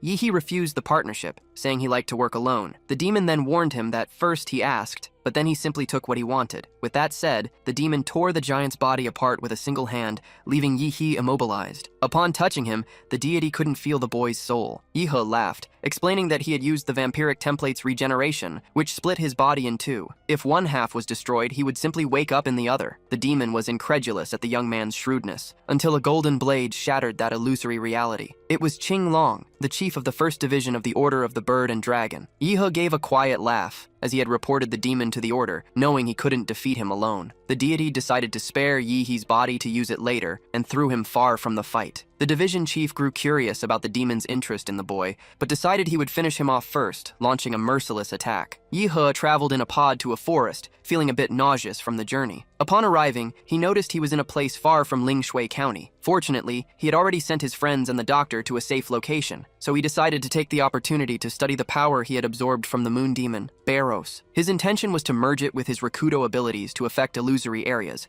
as the Vermilion model possessed the capacity to manipulate time. As a result, his vampiric ability evolved, gaining several new attributes. Yi He was stunned by the immense strength he had acquired, though the process of obtaining it had nearly led his friends to their deaths. After briefly testing his new power, he decided to go to the college to ask his contact for support, as he was certain that Master Qing Long would interrogate him. Back in Huadu, he met President Xin Jingwen, who congratulated him on the mission in the county. Yi He, however, found it strange how a sacrificial cult could fade from the spotlight so easily. The president assured him that the mission would be listed in the official records as level 4, so as not to alarm the public, but that the reward would be equivalent to a level 5. Yi He was intrigued by the man's flattery, as he seemed not to have noticed the shortcuts he had taken to win. The next day, while waiting for the interrogation in the president's office, Yi saw images of the fight in the county, which had been turned into a huge crater, and he grew worried about the possibility of the demon pursuing him. The president had already warned him that Qing Long was known to seal such demonic influences, but his apprehension remained until Chief Qing finally entered the room, sporting a very different style from the one Yi knew. Qing Long explained that he had been left with some after effects from the battle, and was there to seal the demonic influence in Yi He. Before beginning, he decided to share a bit of his own story, revealing that he had almost turned into a demonic beast, and, as a result, was exiled to an island to avoid harming innocents. Then, Qing Long removed his bandages, and the symbols on his body made Yi He's eyes bleed. Even so, Qing Long was impressed, as anyone else would have fainted at the sight. The master then announced he would heal the boy's demonic mark forever, and unleashed a purification power that Yi He's system recognized immediately. After the procedure, Yi He thanked the man, who asked him if Gong Kei was his master. The boy remembered she had asked him not to spread that information, but Qing Long showed no ill will toward the woman, mentioning that he hoped for a bright future for her. Unexpectedly, he proposed a friendly spar, stating that a match between friends wouldn't hurt anyone. Yi He accepted the challenge and suggested they fight under the moonlight. They headed to an outdoor arena, where the master commented that he would only defend himself using one hand. He set the terms. If Yi He could make him move, he would win the fight and could ask for anything he wanted, in addition to a promotion to the first division of the Bird and Dragon. Yi He agreed and drew his sword, which piqued the master's curiosity about the demonic aura the boy emanated. Yi He's first attack was charged with killing intent, and Qing Long clenched his fist, acknowledging the strike's power. The attack's power was so great that even Gong Kei in her cocoon could feel it. Meanwhile, in the room of student Shang Jianhui, who was enjoying the company of a young woman, he also felt the boy's killing intent from a distance, and found it rather strange. Despite all the surrounding architecture being destroyed, Master Qing Long held his ground. Yi He was surprised by the man's direct attack, who in turn used the military fist, giving him no chance to defend. Seeing the boy fall, the master noticed he had used all his energy on a forbidden technique in an attempt to win. To prevent him from getting seriously injured, he rushed to catch him. With the utmost nonchalance, Yi He remarked that since the master had moved from his spot, he had lost the fight. Qing Long accepted the terms, and Yi He told him he would collect his reward later. The master then instructed him to train his physical body more to be able to sustain his killing aura. Yi He felt proud, as he hadn't even needed to use his emperor model. Qing Long advised the young man to find a master in that regard, almost offering to train him himself, but Yi He missed the hint, and replied that he would ask the president to recommend a teacher. As a gift, the master gave Yi He a Western medallion containing physical cultivation techniques. The young man was delighted, unaware that Qing Long, despite being a grandmaster, had only managed to learn those techniques with great difficulty, and hoped the boy would eventually ask him for help. Later, as Yi He was examining the medallion in his room, the doorbell rang. When he opened the door, he found the freshman Yang, who wanted to talk. Yi He let the boy in, but was surprised when he knelt and begged him to take over the presidency of the Dragon's Blood Society. Outraged by the freshman's defeated spirit, Yi He decided to take him training to restore his self-esteem. The session was so intense that Yang could barely speak afterward, but Yi He, being generous, offered him a blood transformation pill to help him recover. Once recovered, the young man explained that the society, in the beginning, had managed to attract attention despite being composed of students from other cities. However, it began to be sabotaged by the student council, which was dominated by local students from Huadu. He said that the one mainly responsible for their downfall was a popular student named Xiang, who had publicly humiliated him. Yi He just listened to what he considered the boy's sob story about being defeated by the school bully. Yang commented that although he could ask an upperclassman for help, it would be frowned upon by the other students. Therefore, he pleaded with Yi He to help him, since he was also a freshman. The protagonist decided to agree, and as Yang nearly cried with emotion, Yi He asked for more details, stating that he wouldn't get into trouble just to beat up a bully. Yang then revealed that there was a reconquest plan in the Xia Kingdom, announced by a professor. The goal was to reclaim 12 cities that had been taken by demonic beasts, and university students would be recruited for this purpose. As president, Yi He would be responsible for achieving the necessary score for the Dragon's Blood Society to participate. Yi He agreed to the plan. As soon as Yang left his room, he saw it as a great opportunity to grow stronger with the rewards that would come from the new mission. Meanwhile, several students were gathered at the Dragon's Blood Society headquarters. Xin Chen was complaining about Yang being late for the meeting, which annoyed Yan Juba of Lion with the young man's audacity. However, he restrained himself and replied that Yang had gone to get the organization's true president. The response outraged Xin Chen and Lan Yusei, who suggested disbanding the society for good. Yan encouraged the boy to continue, wanting to know what his idea was. Xin Chen then said that the best thing to do was to follow a new master from an imperial family named Zhou Kai. A murmur started among those present, who questioned whether they should should trust Yi He, who had been missing for a long time. Before Yan could answer, Zhou Kai himself burst into the room, kicking the door open. This time, Yan didn't hold back and lunged at the intruder, but a girl with a cold expression stood in his way. The leader of the new group ordered those who wanted to join him to demonstrate their loyalty by beating up Yan. Faced with the society members' hesitation, Zhou Kai became furious and declared that no one there was worthy of following him. At that exact moment, Yi He arrived and grabbed the man by his hair. Without hesitating, he threw both him and the girl with the cold expression out the window. Yi He then ordered all the unworthy members to leave the room immediately. Regretting their misguided decision, they hesitated. Seeing this, Ouyang offered them a second chance, as long as they accepted a punishment. Yi He shot the students a sinister look, and they promptly agreed. Shortly after, Yi He met with the representatives to plan a strategy that would allow them to participate in the Xi Reconquest event in time. He declared that his goal was to defeat Xiang Jianhui and cut the evil off at the root. However, Ouyang informed him that the strongest freshman would be going into seclusion to attempt to advance to the martial master level, which left Yi He disappointed. Since the best way to get money was to draw attention, he asked if anyone present knew of the Bird and Dragon division. Yan's eyes lit up, as it was the most important martial division in the kingdom of Xia. Yi He then came up with an idea. As the division's current ace agent, he would challenge every student in the college below the Grandmaster level. Yan was stunned, knowing that no student had such permission. Yi He confirmed this was true, though he couldn't go into detail. Trusting him, Ouyang decided to publish the explosive news in the college newspaper. The news spread quickly, leaving everyone shocked by both the challenge and the revelation of who Yi He had become. Meanwhile, Chu and Liu laughed at the news, as they knew their friend loved to cause a commotion. With the challenge made official, the society's publicity team began inviting the public to watch the fight live. Ouyang was thrilled with the high number of likes, the anticipation for the broadcast, and the growing interest from advertisers. On the other hand, Zhou Kai planned to use the opportunity to get his revenge on Yi He. On the day of the event, the arena was packed, and the fight would be broadcast worldwide. To make a grand entrance, Yi He arrived by helicopter with all the flair of a rock star. The veteran Long Tao, eager to challenge Yi He and leverage the event's popularity to boost his follower count, made a stylish entrance into the arena, aiming to be remembered as the first fighter. The crowd went wild, but Yi He quickly landed a blow to his opponent's chin. Even with a broken nose, all Long Tao could think about was the fame he sought. The next challenger was Yao Ling, a fighter who had already defeated 3 level 7 martial masters. However, Yi He shattered her spear using only one hand. Bored with the individual challenges, Yi He suggested that all remaining opponents attack him at once. The challengers advanced as a group, but he defeated them easily, one by one. Watching the scene, Zhou Kai was intrigued by the young man's strength and considered calling his older brother for help. When everyone else was on the ground, Yating, Kai's brother, arrived. He possessed enough strength to defeat a grandmaster and began by apologizing for his younger brother's insolence during his visit to the Dragonblood Society. Yi He then asked why he was challenging him. Yating replied that he was fighting for the Zhou family's reputation, arguing that despite Kai's mistake, Yi He had no right to dishonor his brother. He then demanded that Yi He kneel and apologize in front of everyone. The confrontation became inevitable. The two attacked simultaneously,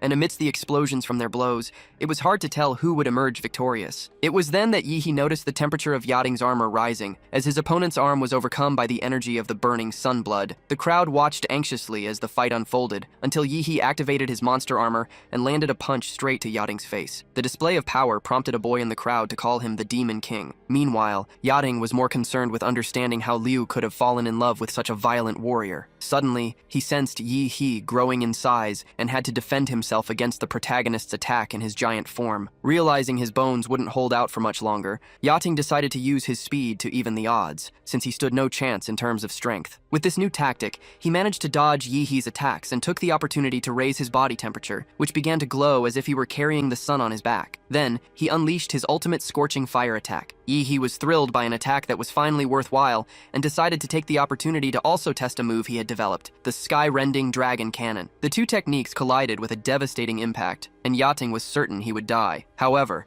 the university's director appeared to save him. Although the director had no intention of intervening in the tournament, Yi He had used the move on purpose to get his attention. The man then decided to help the protagonist organize the event and, in a voice that sounded like a megaphone, asked who else would dare to challenge the champion. Since no one stepped forward, the director declared Yi He the winner of the tournament. The protagonist celebrated while the announcer declared that the freshman would be remembered at the university as a true legend. After his victory, Yi He was once again the main topic on social media and became a role model for the new fighters at Ancheng School. However, this popularity didn't sit well with the Bird and Dragon division, while the Dragon's Blood Society celebrated the achievement. In his room, Yi He was talking to the Mad Doctor, who informed him that he had found a way to unlock the Golden Gene. The doctor, however, warned that the artifact had a laser bird tracker that would be activated if it were tampered with. For that reason, he had started building a magnetically shielded room, which would be ready in a week. After the explanation, Yi ended the call. Intrigued, he decided to visit the doctor's mind and discovered that Project Prometheus was deeply connected to the celestial descent realm, using its resources to secretly cultivate a demonic fetus. Yi also learned that, subsequently, those in charge of the project had betrayed the cult to capture the first demon and conduct experiments. This research led to several breakthroughs, such as Project Eden, which planned to create an artificial god to stop the invasions on Blue Star, and Project Spark, focused on genetic mutations in humanity, which gave rise to Laserbird's golden gene. He realized that his discoveries were just the tip of the iceberg, and that he would soon have to deal with Project Prometheus directly. For now, he decided to study the amulet Qing Long had given him. He activated the sleep cultivation method and awoke as a knight on a rainy battlefield. In that place, there was a fire that never went out, and on the fallen men were claw marks that didn't seem human. He then removed his armor, preparing to face the mission's boss. A carriage approached, driven by a mustached man who swerved around Yi as if he were just a rock in the road. Yi, however, stopped the vehicle, leading the man to assume he was a thief. He felt offended, but the driver explained that his mistrust was due to a previous incident when a blue-haired man had tried to steal his family's legacy. Losing patience with the long story, Yi smashed the carriage to ensure the man would guide him through that world of martial aura. Upset, the old driver led Yi down a trail that was supposed to take him to the test site. However, the tracks on the ground suddenly disappeared, as the man had decided to trick the hero. Unconcerned, Yiho looked for clues in the sky and quickly unraveled the trap in their path,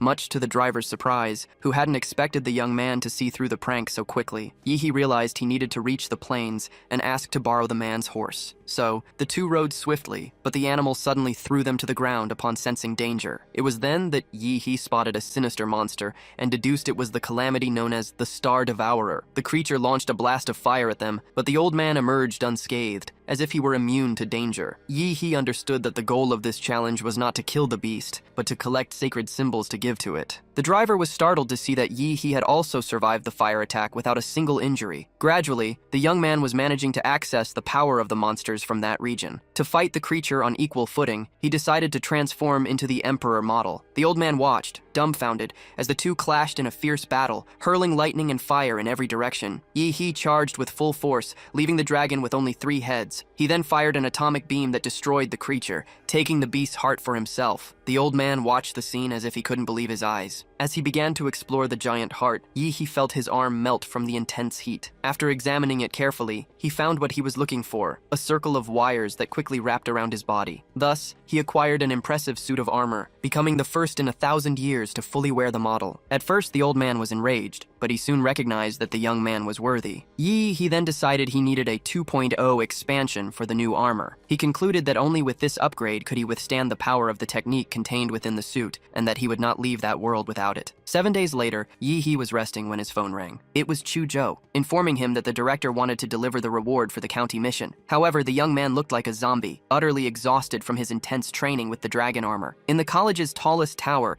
Yi was greeted by Secretary Nuwa. He immediately sensed something strange about her aura, but followed her to meet the director. The secretary, noticing the young man's curiosity, decided to reveal her true nature. She was a kind of cyborg with a human head, designed to appear more friendly. Yi found the university's technology interesting and continued to follow her until they reached the director's floor. Suddenly, the young man felt something different in his mind, and in the next instant, he was already sitting in an armchair in the room. Director Shin offered him tea, and Yi grew curious about the technique the man had used to modulate time. Shin confirmed he possessed this ability, which made Yi understand how he had managed to save Yachting during their fight. Next, the director revealed the rewards for the level 5 mission, but Yi stated that his main interest was gaining access to the Prometheus files. To his surprise, the director raised no objections, leaving him quite intrigued. Yi followed the director to a room that housed half of a giant brain. Shin explained that the organ was responsible for Nua's artificial intelligence, and that decades ago, it had belonged to the Prometheus project. Yi was shocked to discover that the brain was part of the first demon ever captured alive. The director then asked Nuwa to export the data to a flash drive and handed it to the young man, who now had a kind of personal assistant to consult about anything he wanted. Director Shin's trust was so surreal that Yi began to think there might be a conspiracy afoot. Meanwhile, in another part of the college, the student Xiang was increasing his power through martial meditation, feeling like the strongest student in the entire institution. Upon leaving, he came face to face with Yi and assumed the newcomer was there to surrender to him. Yi, finding the young man presumptuous,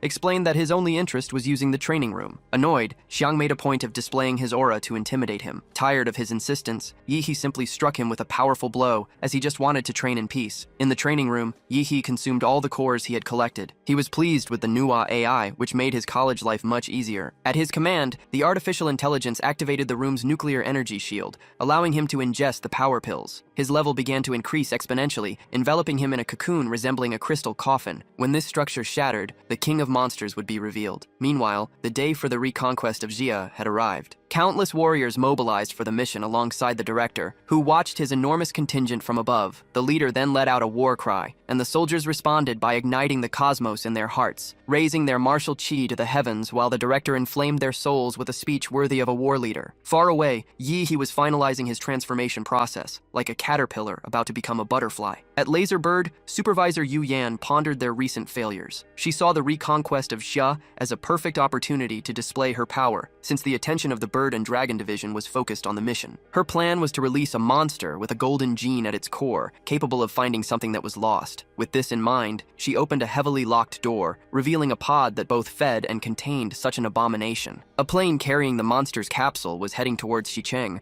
under the command of a hard-boiled captain whose mission was to find the lost golden gene. Suddenly, the aircraft began to lose control, and the captain revealed himself as a traitor to Laserbird, mercilessly eliminating his subordinates. Inside the capsule, the monster smelled the scent of death. The captain, who was actually working for Bei Baidun, fed the creature the hearts of the Grandmaster-level warriors. Feeling like a trainer feeding a dog, he realized the beast wanted more. Since retrieving the gene was no longer in his interest, the captain ordered the monster to wreak havoc in Xia. Then, he abandoned the plane, leaving the creature to finish its meal and go on the attack. The capsule finally burst, and the bloodthirsty monster felt the pleasure of freedom as it began to devour everything around it. Meanwhile, the bombings began in Xicheng. Another winged beast tried to attack the aircraft, but the devouring monster charged at it without hesitation and annihilated it in a matter of seconds. Through this act, the creature grew an imposing wing and multiple eyes, which allowed it to recognize various types of genes as if they were a vast banquet laid out before it. The warriors ran towards the falling plane,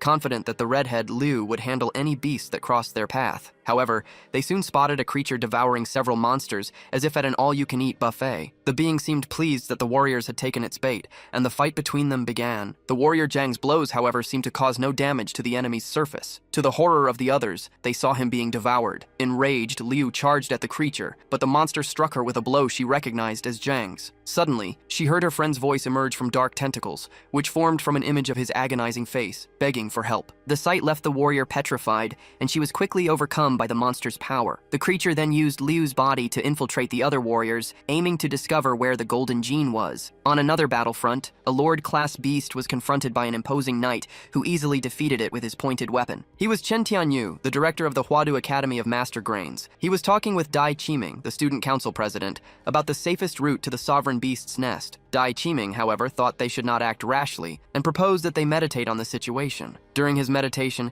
he glimpsed the arrival of an egg that exploded on the ground like a meteor. From it emerged the imposing sovereign beast, which led the director to immediately order all warriors to get into formation. The director advanced with his spear, but the beast retaliated with a powerful punch. Suddenly, a mage who moved like a genie from a lamp pierced the enemy's arm, creating an opening for the leader's attack. Realizing the human's strategy, the monster decided to eliminate the elder mage first, but another warrior protected him with his shield. Next, a yin-yang controller attacked, sealing the creature's movements. Seizing the opportunity, the heroes transported the monster to another reality, where they attacked it en masse and destroyed its head. However, the creature was a sovereign and the king of monsters, so it began another transformation and charged once more. It launched a fireball that struck the warriors, knocking them down like bowling pins. The director counterattacked with a thunder spear, but the monster, which resembled a horned insect, hurled the shield warrior to a dragon as if he were a meal. Finally, it grabbed the director and began to choke him, while scoffing at his squad, claiming they were no match for all the sovereigns in Xicheng. On the city's east side, the ship's admiral monitored the battle against another monster that had just evolved into the sovereign class amidst the buildings. Facing the threat, he ordered the evacuation of the ground troops to prepare for the launch of nuclear warheads. Suddenly, a tentacle shot out towards the ship, which fired a magnetic cannon to sever the protruding limb. However, the tentacle regenerated instantly. With little time, the officer launched the piercing warheads, which exploded in the ground. The man hoped that the warriors had managed to get out of the area safe and sound. One of the agents even confirmed the absence of the sovereign's vital signs, but the relief was short-lived, as the monster soon recovered from the blast, leaving the officer hopeless. At that moment, an alert was issued, ordering everyone to evacuate the area, as an intercontinental missile with life signs had been detected. It was Yi-hee, surfing focusing on the giant projectile with a determined expression. A few minutes earlier, the protagonist had completed his evolution under the supervision of Nua, who had fitted the young man with a nano-armor provided by Qing Long. It was then that Yi realized he was already late for the battle and set off towards the conflict, traveling on the missile. As he drew closer, he launched the projectile at the monster and activated the power of the abode. The arrival of a grandmaster renewed the agent's hopes, while the monster's true face was discovered by Yi, who delivered a celestial strike with the moon as his witness. At the same time, Wu Hong's body and shield were destroyed, but President Chen Tianyu continued to resist, forcing the sovereign to use its third mutation. Faced with this, the president decided to launch another attack against the creature, which blocked it with ease. As a sign of respect, the monster promised that after the knight's death, it would evolve him into a more powerful form. As for the others who were still alive, it decided it would pulverize them without remorse. It was then that Wu Hong rose, taking on a bizarre and alien-like form, which the sovereign noted was an influence of ancient demonic experiments. The Shield Man began a transformation with tentacles and introduced himself as the Negative, stating that he was willing to devour the sovereign monster. He, however, began to punch the alien, but his hands were engulfed by tentacles that began to corrode his body. Realizing he was in a trap, he was completely swallowed by the Negative, who then commented that he would need an antacid to complete the digestion. The warriors seized the opportunity to flee and save Director Chen, but a comet-shaped energy tore through the sky and exploded upon the alien. Yi had arrived to help. He then unleashed a nuclear Hadouken and flew high into the air with the creature, performing a terrestrial throw that all but buried it in the ground. Despite the attack, the monster rose, revealing that it now possessed the compatibility of the sovereign insect it had just swallowed. Yi unleashed a kick that sent the monster spinning through the air and crashing into a building. Despite this, the creature rose to its feet and boldly asked if he was finished. Yi liked that audacity and answered with another nuclear blow, which left the warriors present stunned. They wondered who this individual was who had arrived with such power. However, the monster possessed the ability to split and only grew stronger with Yi's attacks. The creature also noticed that its opponent contained a supreme gene, and for that reason, decided to devour him with all its might, altering its own form to transform into an even larger being. In response, Yi activated his dragon arm and unleashed a punch powerful enough to part the sea. The blow struck the enemy dead on, forcing it to revert to its humanoid form. Even so, the monster managed to unleash a genetic blast. However, Yi reappeared amidst the smoke, protected by Zaza, and commented that he had yet to show the peak of his power. The monster advanced first, unleashing a series of blows based on the abilities of the creatures it had devoured over time, but none of them were able to take down the hero. Seeing that Yi couldn't defeat it either, the creature proposed they divide the planet so that neither would lose. In response, Yi claimed he would only need 10 minutes to destroy the loud-mouthed monster, who became incredulous at the declaration and wondered how he could accomplish such a feat. Taking advantage of the hesitation, Yi grabbed the monster and took it into hyperspace, intending to deliver his final blow without damaging the planet. The strategy was effective, as the enemy was already weakened from having used several of its husks during the fight. Furthermore, at a considerable distance from the planet, the consciousnesses of the creatures it had devoured stopped responding, leaving it with virtually a single life. In an act of insanity, the creature self-destructed to prevent Yi from eliminating all of its fragmented parts. In response, Yi grew in size to capture every drop of the monster's blood, crushing it without giving it a chance to escape. He then compressed the remains into a small sphere and swallowed it. Next, he unleashed the power of the Lord of Flames, raising his internal temperature to a stellar level and imploding the monster within his own core. On the planet, Dai Qiming was speaking with headquarters about the war's situation. He expressed his gratitude for the arrival of the mysterious warrior who had saved them from a worse fate. His conversation led him to discover that the savior was from Huadu, which intrigued him as he had never met him before. Meanwhile, Yi returned to the planet's atmosphere like a comet, testing the power of the negative. Through the supreme vampire evolution, he had managed to refine his new form, acquiring the ability to shape himself into whatever he wanted. Feeling invincible, Yi flew over the city. At the same time, a commander from the Baton Nation was observing the trails left by Yi as he entered the atmosphere. The agents of that federation were in disbelief to find that the detected activity, similar to an explosion, still showed vital signs. These signs belonged to Yi in his supreme form. Rudely, Yi made an obscene gesture toward the commander. Simultaneously, the agents detected an energy concentration so intense it terrified the commander. Then Yi blew up the nation's satellites, which had been spying on his country. He realized his new power could cover the entire planet, so he expanded his magnetic field to check on the other civilizations that had been overrun by the beasts. His reach extended as far as Guanshan City, where humanity had stood no chance against an S-rank kingdom. On Xiaodong Island, inside an imposing palace, a sickly-looking monster was being given medicine by by enslaved humans. The Monster King seemed worried, wondering what human force would dare to attempt a retake. On the western continent, the people witnessed a miracle in the holy city, where a man floated above a statue, seemingly ready to atone for his mistakes. Meanwhile, in a frozen sea, an icebreaker was pushing forward. Its captain seemed familiar with the protagonist's name and deeds, and he blamed a blue-haired man for delaying his recovery and return to action. Amidst all this, the protagonist realized he was also being watched. Faced with this scene of war, for a moment he came to the conclusion that Fu Hongsheng, the greatest warrior of all time, might be betraying humanity. Yi He flew to Kulin Peak, a place known for its ability to suppress any kind of power and secret realms. Upon arriving, he noticed no signs of battle in the vicinity and decided to search for the powerful Fu Hongsheng. He felt confident, as his models were already operating at maximum capacity. He thought that if the planet had no heroes left, he himself would take on that responsibility. As he walked through the empty city, Yi He knew someone was stalking him. Suddenly, he was struck by a blue beam, and a giant worm emerged before him. The protagonist reacted swiftly, executing the mental slash ability, which split the creature in two. The act revealed an aura resting within the monster, from which the doctor emerged, completely covered in a slime that nearly made Yi He gag. The doctor explained that he had hidden inside the worm because Laserbird had sent a sinister monster to retrieve the golden gene. Yi He calmly revealed that he had already subdued the creature, causing the man in the lab coat to stand in awe of his power. Next, the doctor showed the gene to Yi He, who felt an overwhelming urge to consume it, but decided against it for the moment to avoid entering a state of hibernation. Thanking him for a job well done, Yi He struck the doctor in the heart, injecting the negative's biomass to make him stronger. Shortly after, he grew a crystal carapace on his own back, removed it, and offered it to the man so he could evolve. The doctor reacted with childlike emotion, beginning to cry. However, Yi He had no time for drama and ordered him to continue his work, stating that he would take care of clearing out the entire city himself. With the sovereign in the east slain, the warriors fought against the already weakened beasts. The battle raged on until they heard the artificial intelligence, Manhua, order everyone to leave the city for Yi He, a command they promptly obeyed. However, their retreat was interrupted by the sudden arrival of Yi He, who emerged with his tentacles and activated a weapons module to decimate the enemies. The military watched in disbelief, realizing he was a true one-man army. Suddenly, Yi He's weapons shut down due to overheating. Seizing the opportunity, the commander ordered his men to assist, providing cover by launching super-powered missiles. The power of the weaponry was so great that even the monsters seemed to acknowledge humanity's technological evolution. As soon as Yi He's weapons cooled down and came back online, the beasts were once again targeted from all sides,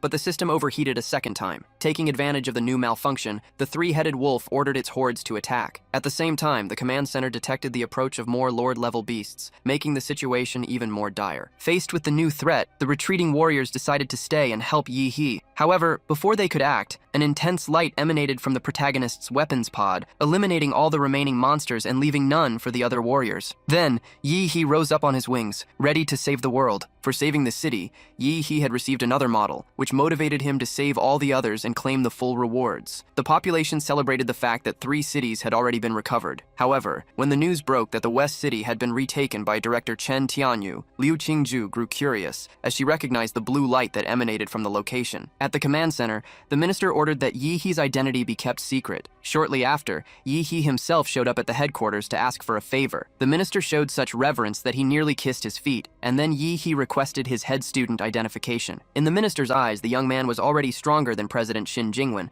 but he still called the student council president to grant Yi He the title. The latter promptly approached and thanked Yi He for his help on behalf of the entire college, leaving the young man a bit embarrassed. The formality was worth it, as the title granted him more evolution power. With it, he acquired the A-class monster, the Hellstar, a massive creature capable of blocking out the sun and possessing other remarkable abilities. This made Yi He eager to fuse it with Demora. Meanwhile, in Qincheng City, a group of warriors lamented having recovered only 2 counties in a single day. The difficulty was due to the area being infested with rodent beasts that hid in places, preventing a pitched battle for their extermination. The situation became more frustrating when they received a notification that 2 more cities had been retaken. The group's leader became indignant, stating that it was impossible to hunt their sovereign by going through such narrow tunnels. Yi He, however, was ready to retake it stealthily. His decision was driven primarily by the disappearance of the 3 top leaders, a consequence of Fu Hongsheng's betrayal. Yi He couldn't understand why the traitor wished to weaken their own nation, but he was certain that only he could fight against Hongsheng. To do so, however, he would need to evolve much more, and retaking the city of Qincheng presented itself as the perfect opportunity. Upon arriving, Yi He noticed that the city was infested with nebulous forms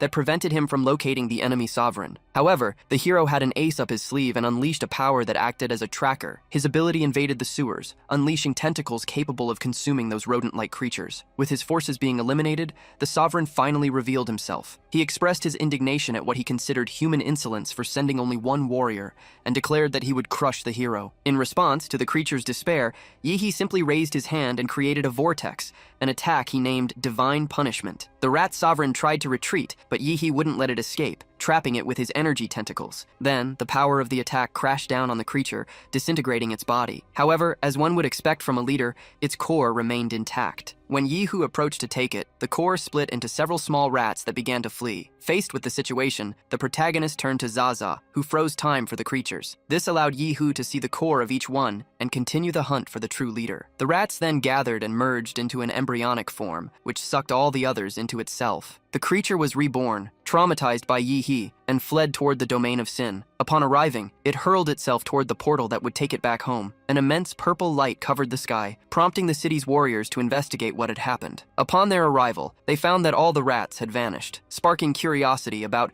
who could have summoned such immense power. The citizens remained hopeful, as 4 cities had already been reclaimed in just 1 week. However, high-ranking officials were concerned, unsure of who was pushing back the monsters so effectively. Meanwhile, Yi He headed for Bocheng, a place where information about the battles was always vague. He also decided to alter his appearance during combat, transforming into a sinister creature and making his sword take the form of a malevolent scythe. Yi He resolved to use this new identity to focus on the assassination arts he had learned from his master Gong Kei. He set off for a city where the people were acting strangely. Yi He deduced that the local sovereign was using illusion techniques, which explained the lack of alarm about the fighting in the region. Upon investigating the inhabitants, he realized they had all been turned into zombies and found the sovereign's actions outrageous. Using one of his techniques on a body, Yi He tried to find out what kind of monster had done this to the people. The woman, though dead, revealed that the sovereign had even killed the local chairman. As her body deteriorated, she mentioned that only a grandmaster could defeat their leader. After the revelation, the warrior finally rested in peace, and Yi He swore to avenge her, determined to exterminate them all. Yi He activated his magnetic field to hunt the sovereign, but could only detect the zombies roaming the area. He then unleashed his dark aura to the 4 corners of the city, trapping several monsters in his path, until he noticed a secluded mountain where he finally found the boss. Upon being located, the sovereign ordered his zombie warriors to attack Yi He, treating him as if he were the villain of the story. An immense vortex formed in the sky, drawing the monster's attention. Taking advantage of the distraction, Yi He descended through the clouds and eliminated them all. Angered that his plan had been foiled, the sovereign launched a powerful strike against the hero, who, however, remained unscathed. It was then Yi He's turn to attack, but he too was unable to harm the enemy. In response, the boss punched Yi He square in the face. The blow shattered his mask. Then, the sovereign continued to beat the protagonist like a punching bag, until Yi He felt the enemy's full force in the pit of his stomach. This time, the blow caused a sharp pain. However, it was all a trap to lure the sovereign into the killing intent dimension. There, Yi He relentlessly attacked the monster with his scythe. Despite the damage taken, the enemy was now motivated to possess the protagonist's body as well. Yi He attacked again, but the sovereign blocked the blow with his golden, indestructible bracer, knocking the hero back. However, Yi He also felt motivated and unleashed a sequence of slashing strikes he had learned from his master, hitting his opponent in several spots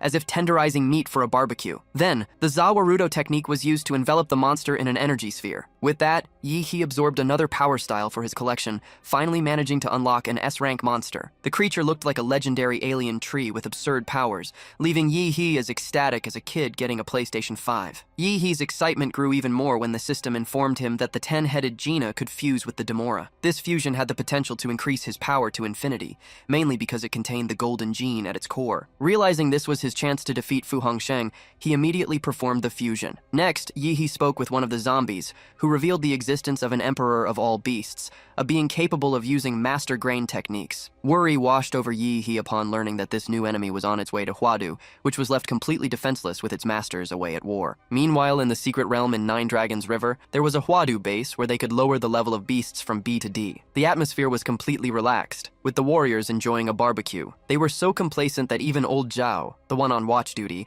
abandoned his post to join the party, which is why no one noticed the intruders' arrival. The invaders were led by one of the 4 generals of the Monster Emperor. His mission was to massacre and weaken the warriors' life force, following a list given to him by Fu Hongsheng. The ultimate goal was to make everyone bow before the Emperor's power. Swiftly, the invaders wiped out the men of Huadu in the secret realm. As they tried to cross the rift, one of them nearly lost a foot to the protection created by the human experts. To bypass the system, they used the remains of weak monsters, and thus managed to cross over to the Blue Planet. In the Council of the 9 Families of Huadu, the elders were discussing Nua's announcement, which called for the master's return to the city. They had been worried about the disappearance of their top warriors for some time, and imagined that Fu Hongsheng was in seclusion to increase his power. The situation infuriated one of the elders over the warriors' individual quests for power, and the council decided to devise a strategy as soon as the masters returned. Meanwhile, in Nine Dragons River, a torrent rose from the sea, blackening the water and killing the fish. The humans grew fearful, thinking it might be a new rift, until the monster arrived. With a single blow, he slaughtered the citizens, judging them weaker than a fly. At the command center, the agents fell into despair at the arrival of a sovereign in the imperial capital. The director of Longquai, Wang Ziting, ordered everyone to be notified while he awaited Fu Hongsheng's return. 4 masters from Huadu confronted the sovereign monster, who felt like laughing at such audacity. He told the masters to flee, explaining that he was only there to hunt the strong. However, the group's mission was to buy time, so they joined forces to fight the enemy. The attack, however, didn't even tickle the monster, who responded with a swift and painless move. Aircraft went into action, but nothing seemed to faze the robotic-looking monster. The situation changed with the arrival of more advanced warriors from Longquai, and the enemy seemed pleased to finally face high-ranking martial artists. However, every attack launched against the tyrant only resulted in another casualty for the defenders. Director Wang trembled with each new report on the losses,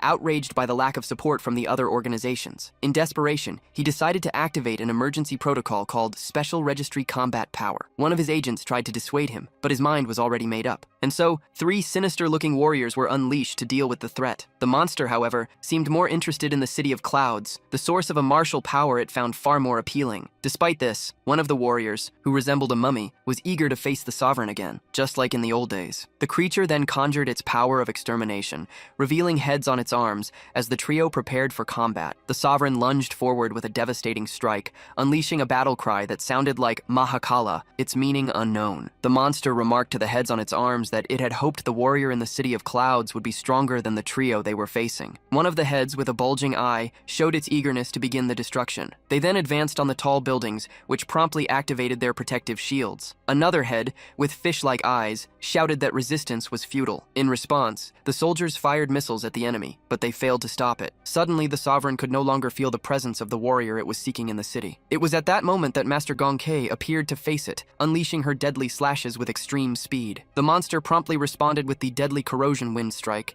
and the master realized the battle would be difficult. The heads, now dismembered by her attacks, were certain they had found a worthy opponent. Gongkei acknowledged their recognition, and without hesitation, launched a new assault, pulling the sovereign into the dimension of murderous intent. Even in this place, the monster tried to strike her, but she dodged and reappeared behind the creature. She then executed the blood-rending slash, causing blood bubbles to begin completely engulfing the sovereign. The master simply watched as the red lines from her strike acted like a shredder, tearing the monster apart at a speed so absurd it prevented its regeneration. Even wounded, the creature recognized her as a worthy opponent. Suddenly, the monster felt a weight on its body, realizing that several zombies were climbing on it. As an evolved creature, however, it soon understood that it was all just an illusion. Impatient, Gong was unwilling to wait, and neither was the monster, already recovered, as it prepared a new Mahakala attack. The girl, however, wasn't worried, and even took out her phone to record the fight, intending to show it to Yi Hei. She then unleashed the Guillotine of Millions strike on the enemy, trapping it with chains as well. At that moment, Gong noticed her own body was disappearing, an effect of the monster's attack. The guillotine, however, fell before the effect was complete, and she returned to her normal form in the nick of time. The monster also regenerated, and considered the master harder to defeat than Fu Hongsheng had been. Then, the creature began another bizarre transformation. The master realized the fight was getting truly serious,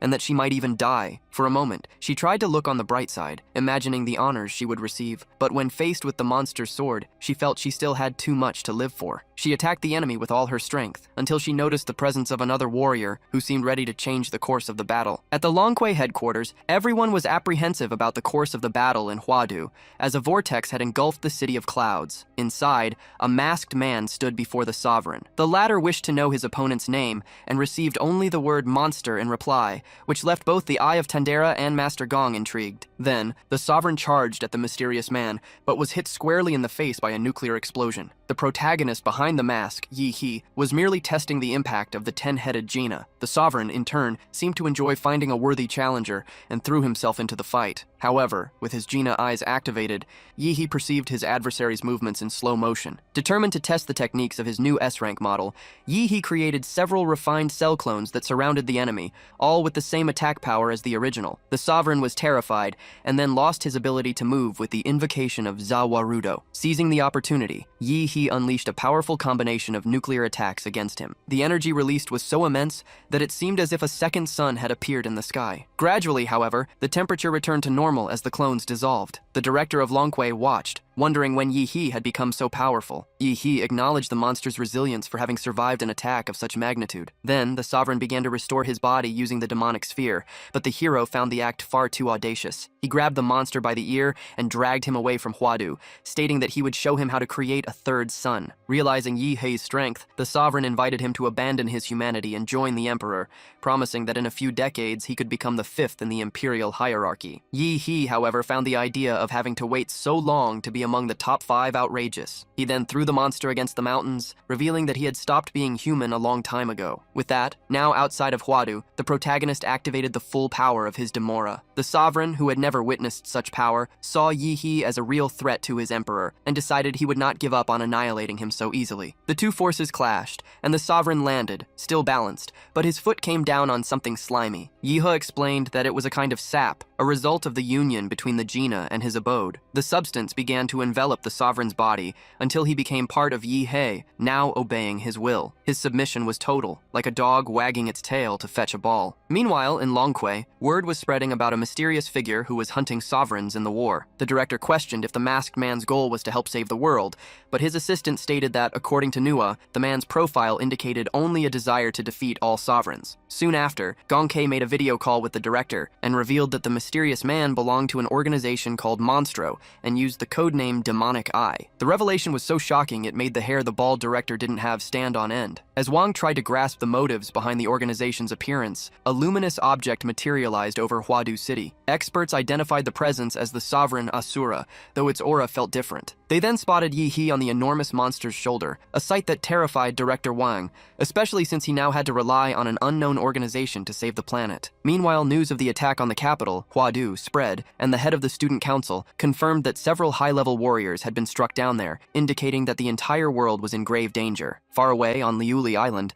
the head of the Kai family awaited the landing of an aircraft. A sheriff-like man disembarked, having come from across the ocean to close a deal with the family head. In the meantime, Yi-hee christened his monster Hook, making it the first member of the Monstro organization. With the world in a state of chaos, he decided to build his own army, but he camouflaged the robot to avoid drawing unnecessary attention. Shortly after, Yi-hee found himself staring at a tree, which suddenly began to gaze back at him with curiosity, startling him with its sudden animation. When Yi-hee went to punch the tree, he discovered it was the mad scientist in disguise. He revealed that he had created the entire forest with biotechnology, which made Yi-hee quite proud of his work. Next, the doctor showed him the base he had built in less than a month, and Yi-hee was impressed by how quickly the scientist had accomplished everything. He discovered that to secure funding, the doctor had used his healing ability to extort money from wealthy people on the verge of death, as well as turning influential targets into vampires to aid the monster organization. Yi-hee authorized the scientist to continue with his methods, on the condition that he wouldn't use torture techniques like those of Laserbird. The man then showed him a laboratory where he kept scientists from Laser and Prometheus, whom he had turned into servants to accelerate research development. Yi-hee noticed that the doctor's cyborg form was just a manifestation controlled through a proxy, as his true self had become a brain connected to various pieces of equipment, eliminating the need to expend energy on a physical body. The protagonist even thought about how the doctor and the AI Nua would make a good pair. Afterward, Yi-hee introduced Hook to the doctor, and forbade him from performing any kind of experiment on the giant. Next, he was taken to a large aquarium that housed an imposing fish named Artificial Demora, capable of generating nuclear-level power. Satisfied with what he saw, Yi-hee decided to grant the scientist a sample of his YH cells for further research. In gratitude, the doctor bowed. With everything settled, the hero considered it was time to return to Huadu. The plan to retake Xia had been a tremendous success, but a new order had been established in the city, with a curfew and food rationing. Yi-hee noticed the place was different, though it had recovered quickly from the battle. He then asked Nua to take him to the Longquay headquarters, where he would have his first day as an intern. Upon entering the headquarters, however, he found the place empty. He was soon greeted by Agent Lin Ju, who seemed quite grumpy. She pointed to the desk that would be his, and when Yi-hee asked if she was alone, the agent explained that she was. Due to the heavy losses in the battle and with other warriors guarding the borders, she had ended up overwhelmed with all the work. To try and cheer up his new colleague, Yi-hee took one of his brain activation wormlings and discreetly poured it into the agent's tea, considering its effect better than guarana powder. As the agent drank her tea, satisfied,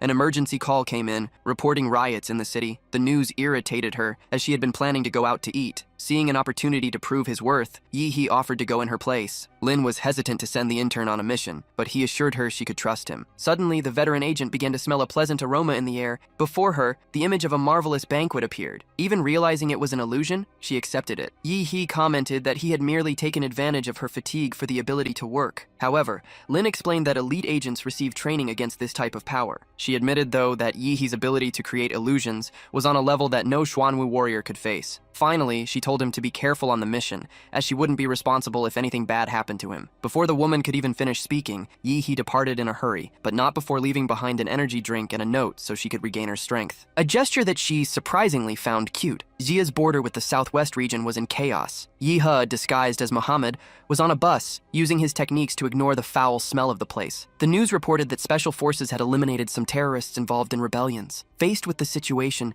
Yi-hee decided he would act discreetly to cut the evil out by the root. The journey was interrupted when a van blocked the bus's path. Two suspicious men entered the vehicle with the clear intention of robbing everyone. Terrified, the passengers rushed to the back, leaving Yi-hee squeezed like a sardine in a can. One of the criminals demanded that everyone cooperate. Then, two more burly men who were tattoo artists climbed aboard. The group's leader then announced that everyone would be forced to get the heart symbol tattoo he displayed on his chest. Yi-hee immediately recognized the tattoo, which Manhua had already shown him, and considered it disrespectful to force citizens to wear it. At that moment, a brave elderly passenger tried to confront the bandits. In response, one of the criminals decided to punish the old man without mercy, but as he tried to strike, the blade deflected and hit the arm of the group's own leader. The leader glared furiously at his accomplice and asked if he was trying to rebel. Stammering, the man explained it hadn't been his intention and that the knife seemed to have moved on its own. The boss didn't accept the excuse and ordered the brutish tattoo artist to eliminate the unwitting traitor. To everyone's surprise, including his own, the skinny subordinate easily defeated the two men. Outraged, the boss ordered the rest of the gang to get on the bus and capture him. The citizens watched, bewildered, as every bandit who boarded was thrown out of the vehicle. Even after defeating the entire group,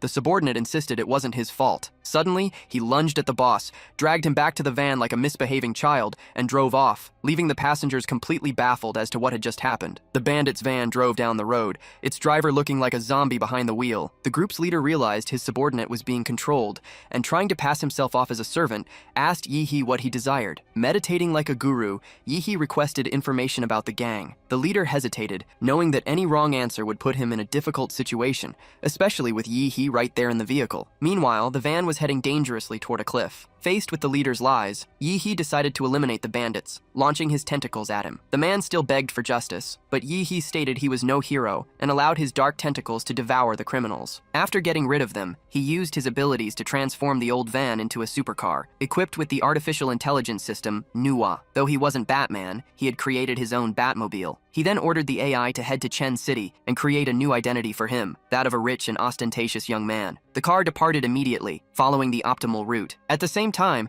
at the headquarters of the Arrowed Heart Gang, important members of the Bloodthorns organization were plotting to cause unrest in society. They were wary, as the Longquay organization had implemented a strict defense in the area. However, one of the women in the group believed it was the perfect opportunity to act. She explained that young Master Yi, a billionaire heir known for his ostentation, was very influential in high society, and the Bloodthorns could take advantage of his money. Another member of the group considered that it might be a trap, but the woman suggested they take the risk anyway. Faced with this, the leader decided they would go to Chen City to meet this so-called playboy. However, Yi-he was already one step ahead, in possession of each of their criminal records. When his servant informed him that the trio wanted a meeting, he authorized it, deducing that they were practically asking to die. The members of the Bloodthorn organization went to the city, but the blonde woman in the group felt a steady gaze upon them. She also noticed that the people around them were strangely calm. Suddenly, the car braked sharply, and the group decided to retreat, while the zombies, who were the local inhabitants, simply watched their dinner get away. The blonde then told her companions she'd had a vision of her own death. alongside theirs. The men were irritated that she hadn't revealed this sooner, claiming that if they had known, they wouldn't have even come to this place. However, the woman reassured them,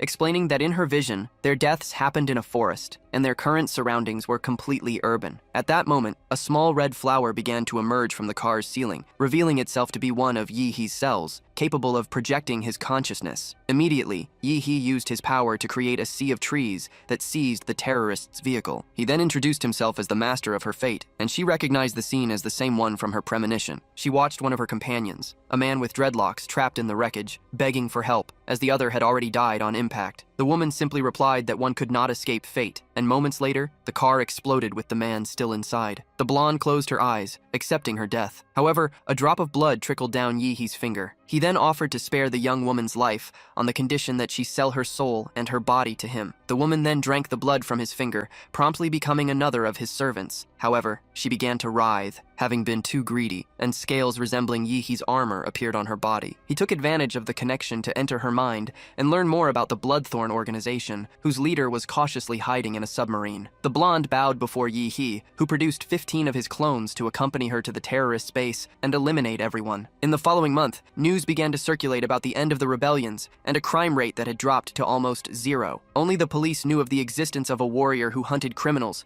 even sending confidential files to the military. Meanwhile, Yi-Hee flew over the open sea, but his magnetic field detected nothing resembling a submarine. He knew, however, that it was only a matter of time until he found his target. Thus, he unleashed the full form of the Demora into the ocean, beginning the hunt by emitting gamma cells. Finally, he located his target, a saber ship gliding slowly through the depths. The ship's crew detected the presence of something enormous approaching. The captain ordered the use of sound waves to drive the creature away, but the attempt was unsuccessful. The officer in charge then warned that the intruder would close in within 5 minutes. In response, the ship launched trident torpedoes that crashed against the Demora, but it continued to advance, unaffected. The creature slammed into the vessel, causing irreparable damage to its hull. In response, the captain ordered the launch of all remaining torpedoes, but none could prevent Demora from unleashing its power and wiping out the crew. It was then that Garrett, the leader of the Bloodthorn and an S-rank specialist, went to face the monster, furious at seeing his legacy destroyed by a demonic beast. He grabbed a nuclear battery and hurled it at Demora, who simply swallowed the projectile. Garrett waited eagerly, expecting the enemy to be blown to pieces. However, when the bomb exploded internally, the creature merely let out a burp and asked if there was any antacid nearby. The leader was dumbfounded by what he had just witnessed. Next, it was the monster's turn to attack, unleashing sonic waves that left Garrett extremely dazed. Still, the S-rank master did not give up easily and made tentacles sprout from his back. In response, Demora released a gas in his face, paralyzing his body as if he were trapped in goo. Soon after, Garrett was consumed by bubbles that exploded with atomic energy, extinguishing his last gasps of hope. After the battle, Demora glided across the water's surface, its destination the southeast triangle, in search of Yi-Hee. Meanwhile, in the country of Fae, a guard was observing the sea horizon with his binoculars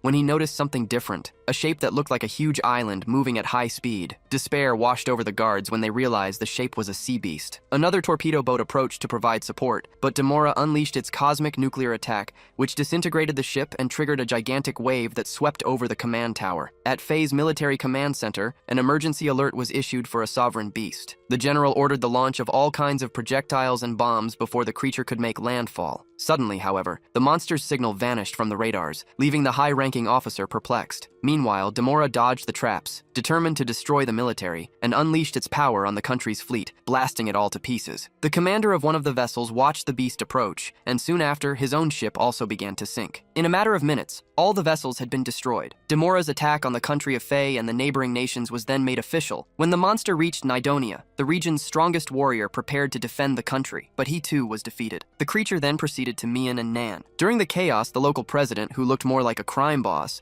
hastily fled in his plane to avoid being devoured. However, a small fragment of Yi-Hee remained stuck to the aircraft's window. The fragment of Yi-Hee, which identified itself as Supreme Leader Y, slipped into the plane through its crevices, greatly startling the crew. One of the agents tried to confront it with a super punch, only to have one of Yi-Hee's tentacles thrust into his body. Then, Gina's arms pierced all the other men on board, leaving no survivors. Meanwhile, in the country of Nan, the creature known as Demora was wreaking massive destruction, annihilating everything in its path. Iha considered itself a living legend for having caused that massacre. From a distance, Pavle Adu, a Western warlock known as the Ice Demon King, observed the devastation. He had a habit of collecting ice trophies from the beasts he defeated, and adding Demora to his collection had become a matter of honor. The warlock's mission was to take the monster to the center of Zia to receive a very valuable reward. Legend had it that from time to time, a sinister witch was born in the West. In ancient times, she was said to have been responsible for the fall of Atlantis, the eruption that destroyed Pompeii, and the Black Death, which decimated half the continent. Because of this,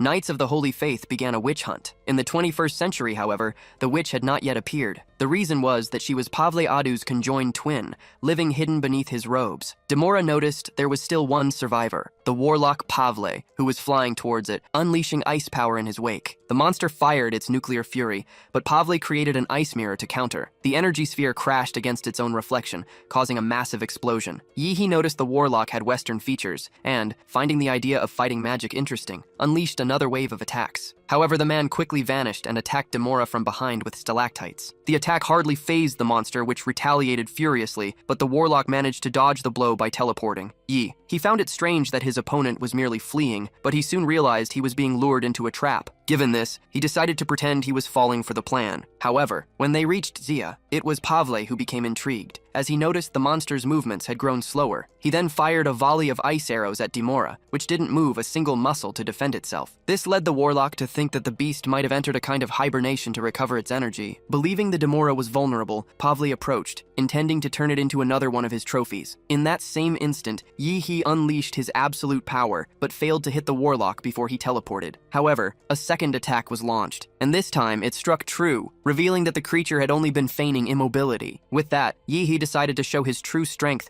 and hurled his opponent to the ground. Pavle rose furiously, but the protagonist was already right behind him, whispering in his ear that he knew about the girl hidden beneath his robes. The warlock was incredulous, realizing his adversary knew his sister's secret. Yiha then announced he was there to kill him, and commanded the shadow tree, the Demora, to attack. However, being an expert in dark magic, Pavle conjured a magic circle that began to freeze the Demora from its roots to its crown. He had access to an infinite source of mana, supplied by his witch-blooded sister. In mere moments, the Demora turned into an ice statue, and Pavle gazed upon it like an artist before his masterpiece. Suddenly, the plants that made up the creature began to turn golden and shatter the ice that bound them. The warlock couldn't believe he was losing a contest of magic. Pavle considered the situation a mockery. He, who had been bullied as a child for sharing his existence with his sister, refused to suffer another humiliation. Therefore, the warlock summoned an extremely powerful tornado towards Demora. Yihi, however, did not feel threatened and activated the Supreme Leader for Image Control mode, unleashing several simultaneous techniques. As the typhoon approached, the creature responded with fire. Several incandescent flowers began to appear, until the giant monster spat an immense blaze that consumed everything around it. The heat was so intense that the man of ice began to melt, and thus he failed to see the giant's hand coming for him. He managed to escape being crushed by a hair's breadth and hid among the clouds to recharge his energy and prepare a final blow. His truce was short-lived, as the giant's fingers soon emerged from the mists, revealing Yi mounted on his monster's head. The clash between fire and ice resumed,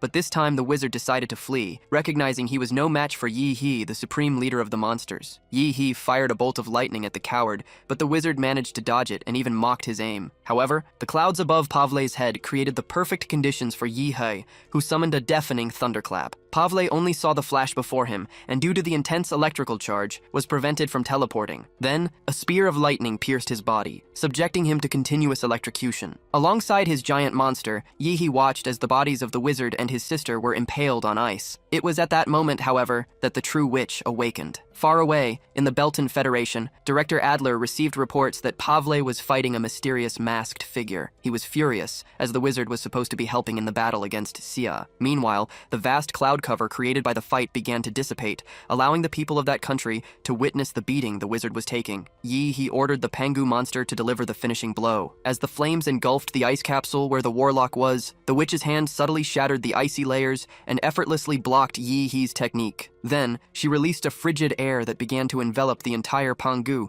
making Yi realize that the woman was even stronger than Chuzhou. The giant monster began to break apart, like a mountain crumbling into rocks. From a distance, Director Adler was stunned to notice that the witch of the century had awakened, making the surroundings absurdly cold. The man feared that the planet would turn into a new ice age and considered using the Eastern secret weapon stationed in space. However, one of his agents reported that Yi He had already subdued the witch, as he was gripping her firmly with his tentacles. Despite this, she broke free as if she could split her own body into several parts, only to reassemble herself afterward. Yi He was surprised by the witch's ability to transform into pure energy. Faced with this, he decided to devour her, revealing his celestial net of tentacles, which quickly enveloped the abomination. The capture was so successful that Yi He even licked his lips, as if facing a tasty treat. The witch let out a deafening scream, which Yi He could hear even from outside. He judged that while the woman possessed primordial strength, she lacked intelligence. Suddenly, she replicated the form of Pangu using pure ice, but Yi He's repertoire was immense, and he promptly responded with the 1,000-hand form of the solar disk. Impressed with Yi He's capabilities, the director wanted to know who that fighter was. In response, the country's AI displayed images of his battle against the three-headed beast in Huadu, leaving the man intrigued by the mention of the Monster Organization and the codename Demonic Eye. Meanwhile, the clash of giants raged on, and the ice Pangu even lost one of its horns. Even so, the witch continued to cast massive spells. Seeing her as an unruly child, Yi He invoked the flaming form of Zhulong and attacked with a fire dragon, which was stopped by ice spikes. For Yi He, however, that was more than enough, and he charged directly at his opponent. The instant he was about to touch her, absolutely everything around turned to ice. The witch then rose, smiling, but this time her body was engulfed in flames. Yi He suppressed the woman's existence and consumed her, aiming to refine her and bring her under his command. He then destroyed the Belton satellite spying on the battle and considered all of southeastern Korea pacified. For this reason, he used the cloud-stirring technique, deciding to conceal his form until his integration with the witch was complete. Meanwhile, at Longquay headquarters, the director was receiving information about the rebellion attempt by the Southeastern Triangle countries against Sia. Although he had allies to promote world democracy, he was more pleased with Demora's support. However, he felt apprehensive about the appearance of the monster organization, as well as the emergence and defeat of the 21st century witch, which hinted at a nebulous future. Yi He, for his part, received a legendary item for successfully capturing the witch. He resolved to return to his country while observing the enemy populace, which had been completely eliminated, and concluded that he had to act that way for the good of Sia. He had become the world's guardian, but also its bloodiest and cruelest tyrant. Because of this, Yi He accepted the blood debt he had acquired for the thousands of lives mercilessly reaped. Now, he decided it was time to deal with the 9 families of Huadu and send those ancient mummies back to their sarcophagi. After the region was retaken, colleges returned to normal, and civilians could once again breathe easy. The students returned to their academic routines, and the main topic of conversation was always the masked man and Demora, who had made all the difference in the war. Photos of Yi He's monsters were even circulating, treated almost like collectibles. As one of the students speculated that the masked man could be among them, the others bowed to Yi He, who had just entered the Dragon's Blood headquarters. He greeted the young men who were surprised to receive a greeting. However, the protagonist had only one thought in mind to defeat the 9 families of Huadu, to find his good old friend, Chuzhou. Chuzhou was meditating in the training room to raise his martial chi when Ouyang appeared to inform him that someone wanted to see him. The boy smiled, thinking it would be Yi He, but the vice president commented that it was another illustrious person. Chuzhou then went to meet Chu Fengqi, the firstborn of one of the 9 families of Huadu and a sort of half-brother to the hero. Immediately, Chuzhou remarked that Fengqi's family had hidden during the war. The wealthy young man did not object but defended himself, stating it was for a good reason, as the country was greatly weakened, and it was time for the 9 families to take the reins of the situation again. Chuzhou, however, was unwilling to listen to that nonsense. Even so, Fengqi extended his hand, offering the boy an alliance. The offer was promptly refuted by Chuzhou, who declared that his surname did not come from the Huadu lineage. Fengqi withdrew, already expecting such a reaction, but commented on the glory achieved by Dragon's Blood and asked if Chuzhou would like to become the association's president and the representative of all Huadu students. The boy was paralyzed for a few seconds, but left without paying any attention to the playboy, who still insisted on the matter. Then, Chuzhou remarked that not even in his thoughts would he stand a chance against Yi He, the current president of the association. Feeling disrespected by the refusal, Chu Fengqi activated his insane power, as his family needed the support of the Huadu students. The force was so great that Chuzhou even staggered. Faced with this, the rich kid gave the boy one last chance to accept the offer and become powerful. Chujo realized he was in an illusion as blood cascaded before him. A sinister monster appeared, accompanied by a bizarre masked figure, whom Chujo judged to be the warrior responsible for decimating several sovereigns. He then wanted to know what that being was doing in Huadu. The being, who possessed a demonic eye, invited him to join the monster organization. Curious, Chujo asked why that sovereign was interested in him. The demonic eye replied that the boy's monster destiny was of interest to his organization. Still thoughtful, the young man wanted to know if Yi He was also part of the group. The masked man confirmed, which led Chujo to accept the proposal immediately. The sovereign said he would look for the new member at night and decided to help him with the current impasse, firing a laser into Chujo's body that enhanced his martial IQ. Back in reality, Chu Funky sensed the evolution in the boy's bloodline, but he was not intimidated and also raised his martial level. The two attacked at the same time, and the playboy kept trying to convince Chujo to join him. However, the boy replied that he would not join cowards who had abandoned Huadu when the city needed them most. Suddenly, Ouyang opened the door, and Yi He was there, simply watching the duel. Funky scoffed at Chujo and claimed he could defeat everyone in the association combined. At that very moment, however,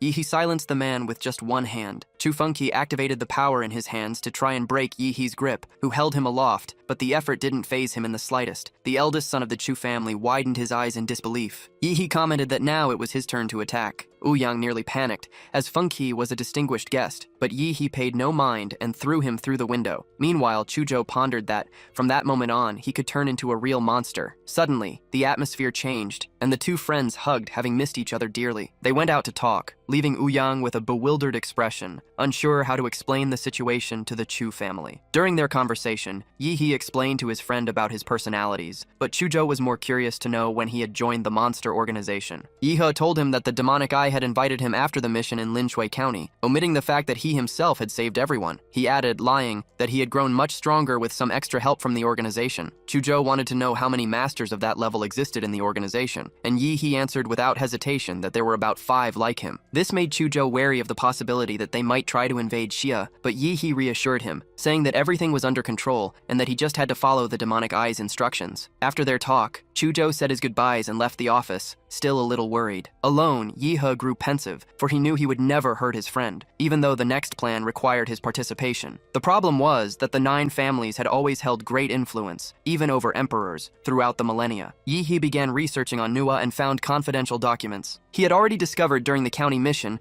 with the demon Barros that faith was the greatest source of energy. The documents revealed that since the beginning of Xia, the mages and alchemists of the First Dynasty had created technologies to absorb this force called Dragon Qi, which bound the royal family to the nation's destiny under the emperor's orders. This meant that if one of the royal families suffered a catastrophe, they could manipulate this Qi to cause natural disasters throughout Xia. For this reason, Yi He knew that eliminating the 9 families was an extremely risky mission for the entire population. The solution was to steal the Dragon Qi, which was the source of their power and confidence. The method to do so was also described on Manhua. Every 70 years, the families chose one of their members to be the guardian of the Qi. This person was chained and isolated, serving as a living vessel for the power. Despite it being a cruel method, Yi He needed to transfer this Qi to Chujo, as he possessed royal blood. However, he promised himself he would find a way to save his friend at the end of the process. With the plan laid out, Yi He went to find Chujo, assuming the form of the demonic eye, and began a baptism ritual to increase the new member's power. In agony, Chujo covered his eyes. The demonic eye revealed that it had injected him with an energy that would make him see the world differently,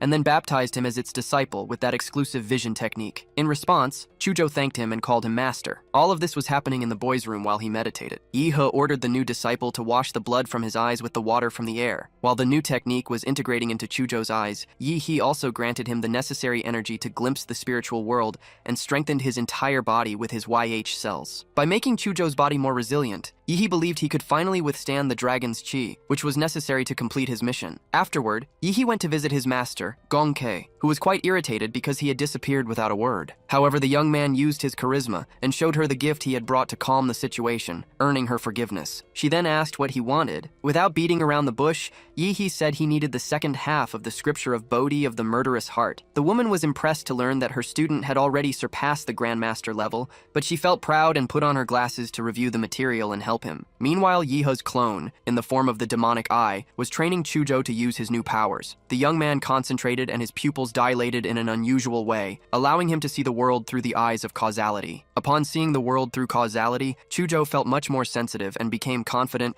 that he could defeat his past self in just 3 minutes. However, the demonic eye explained that this power also allowed him to create illusions and manifest colossal divine forms. Suddenly, Chujo's eyes began to burn, and his master clarified that he would need to train hard to control and increase his proficiency with the new technique. After a few hours, Chujo was exhausted, but he had no intention of giving up. His master handed him a small case, stating that the learning process wouldn't happen overnight. Upon opening it, Chujo came face to face with a slime that seemed to welcome him, and he jumped back in surprise, thinking it was a beast, Yi. He reassured him and introduced the creature as Ah Fei, a great friend. Chujo commented that the creature resembled Yi He himself. Then, the slime began to rub against the young man, who felt his life force promptly increase. At this, the demonic eye ordered him to continue his training. Meanwhile, in the imperial capital of Gunan, the elders were furious about the disrespect Chu Fengqi had suffered. Their fury intensified because the president of the Dragon's Blood Association himself had admitted to humiliating the young man, leaving the leaders in disbelief that Fengqi had lost to a freshman. They understood that both the Longquei and the Huadu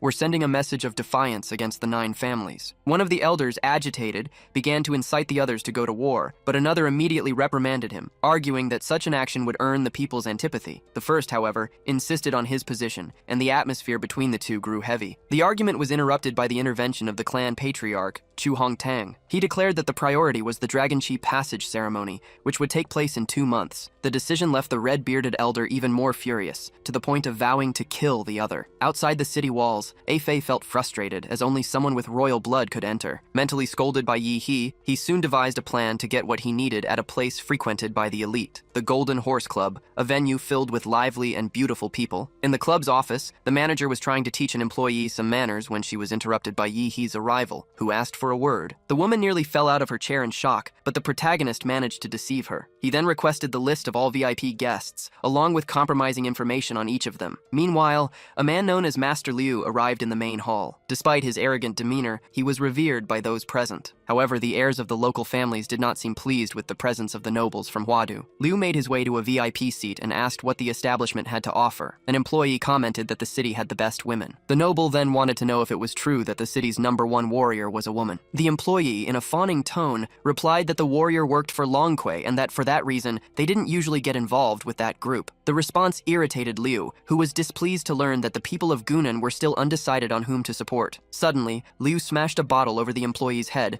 and declared that Jia belonged to royalty, not to Longquei. Then, the noble walked away, scorning the people of the city. His path was blocked when he bumped into one of his own bodyguards and was immediately subjected to an illusory vision created by Yi He, in which he saw a magical beast before him. Liu tried to look for an alarm but was struck by the protagonist's needle finger technique. The attack caused his head to swell like a bladder and explode before his companions, who were covered in blood and began to cry for help. With a sadistic expression, the protagonist told them to calm down, stating that he was just playing with them as if they were babies. The third heir of the Liu family, who had been spared, tried to negotiate with Yi He. However, instead of talking, Yi He prepared his needle finger attack and plunged it into the center of the young man's forehead. He ironically thanked the heir for identifying himself, allowing Afei to enter his body and possess him, leaving the few remaining survivors stunned. Taking control of the young Liu's body, Afei received Yi He's order to turn the others into servants. After giving the order, Yi He departed. With an agent now infiltrated in the imperial city, the protagonist could begin his sewing mission. To do so,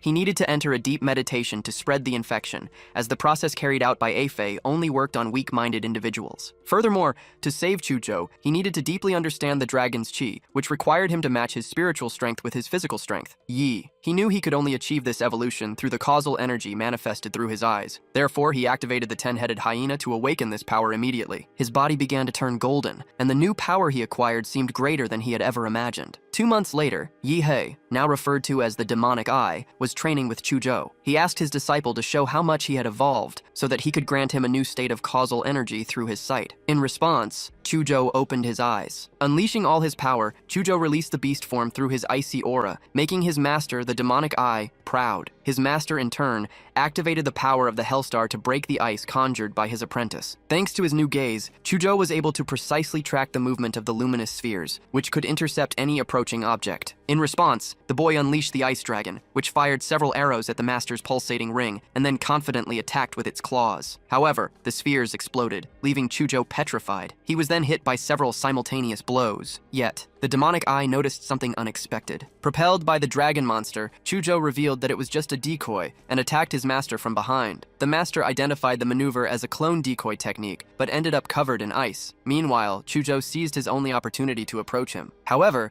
the master had already moved to dodge. Even so, the ice dragon charged forward, swallowed him, and split his frozen form in half. For a moment, Chujo thought he had won, but it was all just an illusion. Yi then declared that his friend would be trapped there forever, explaining that he did not possess the 10-headed Jina, which used the energy of causality as its primary source. The master added that only by stimulating the negative emotions from intense memories could Chujo reach his peak. Immersed in the illusion, Chujo saw himself as a child, chained and cold. His father was crouching before the clan patriarch, who was ordering him to eliminate the woman by his side. The man begged the old man, who was also his father, to spare their lives. However, the patriarch showed no mercy, especially since his son had shamed the Chu family name by running away with a commoner and conceiving a bastard. The mother pleaded for her son to be spared, promising to give her own life in return. Outraged, the young Chujo ordered his father to show his grandmaster strength and escape with his mother. As the old man's hand rose for the execution, Chujo despaired. The hand came down, and in her final moment, the mother wished for her son to become a true warrior. The boy screamed and, in his fury, managed to break the chains, awakening his power. The demonic eye watched intently. Sensing his disciple had succeeded, Chujo opened his eyes. His expression already changed. He now understood how the eyes of causality worked and felt grateful to have seen his mother one more time,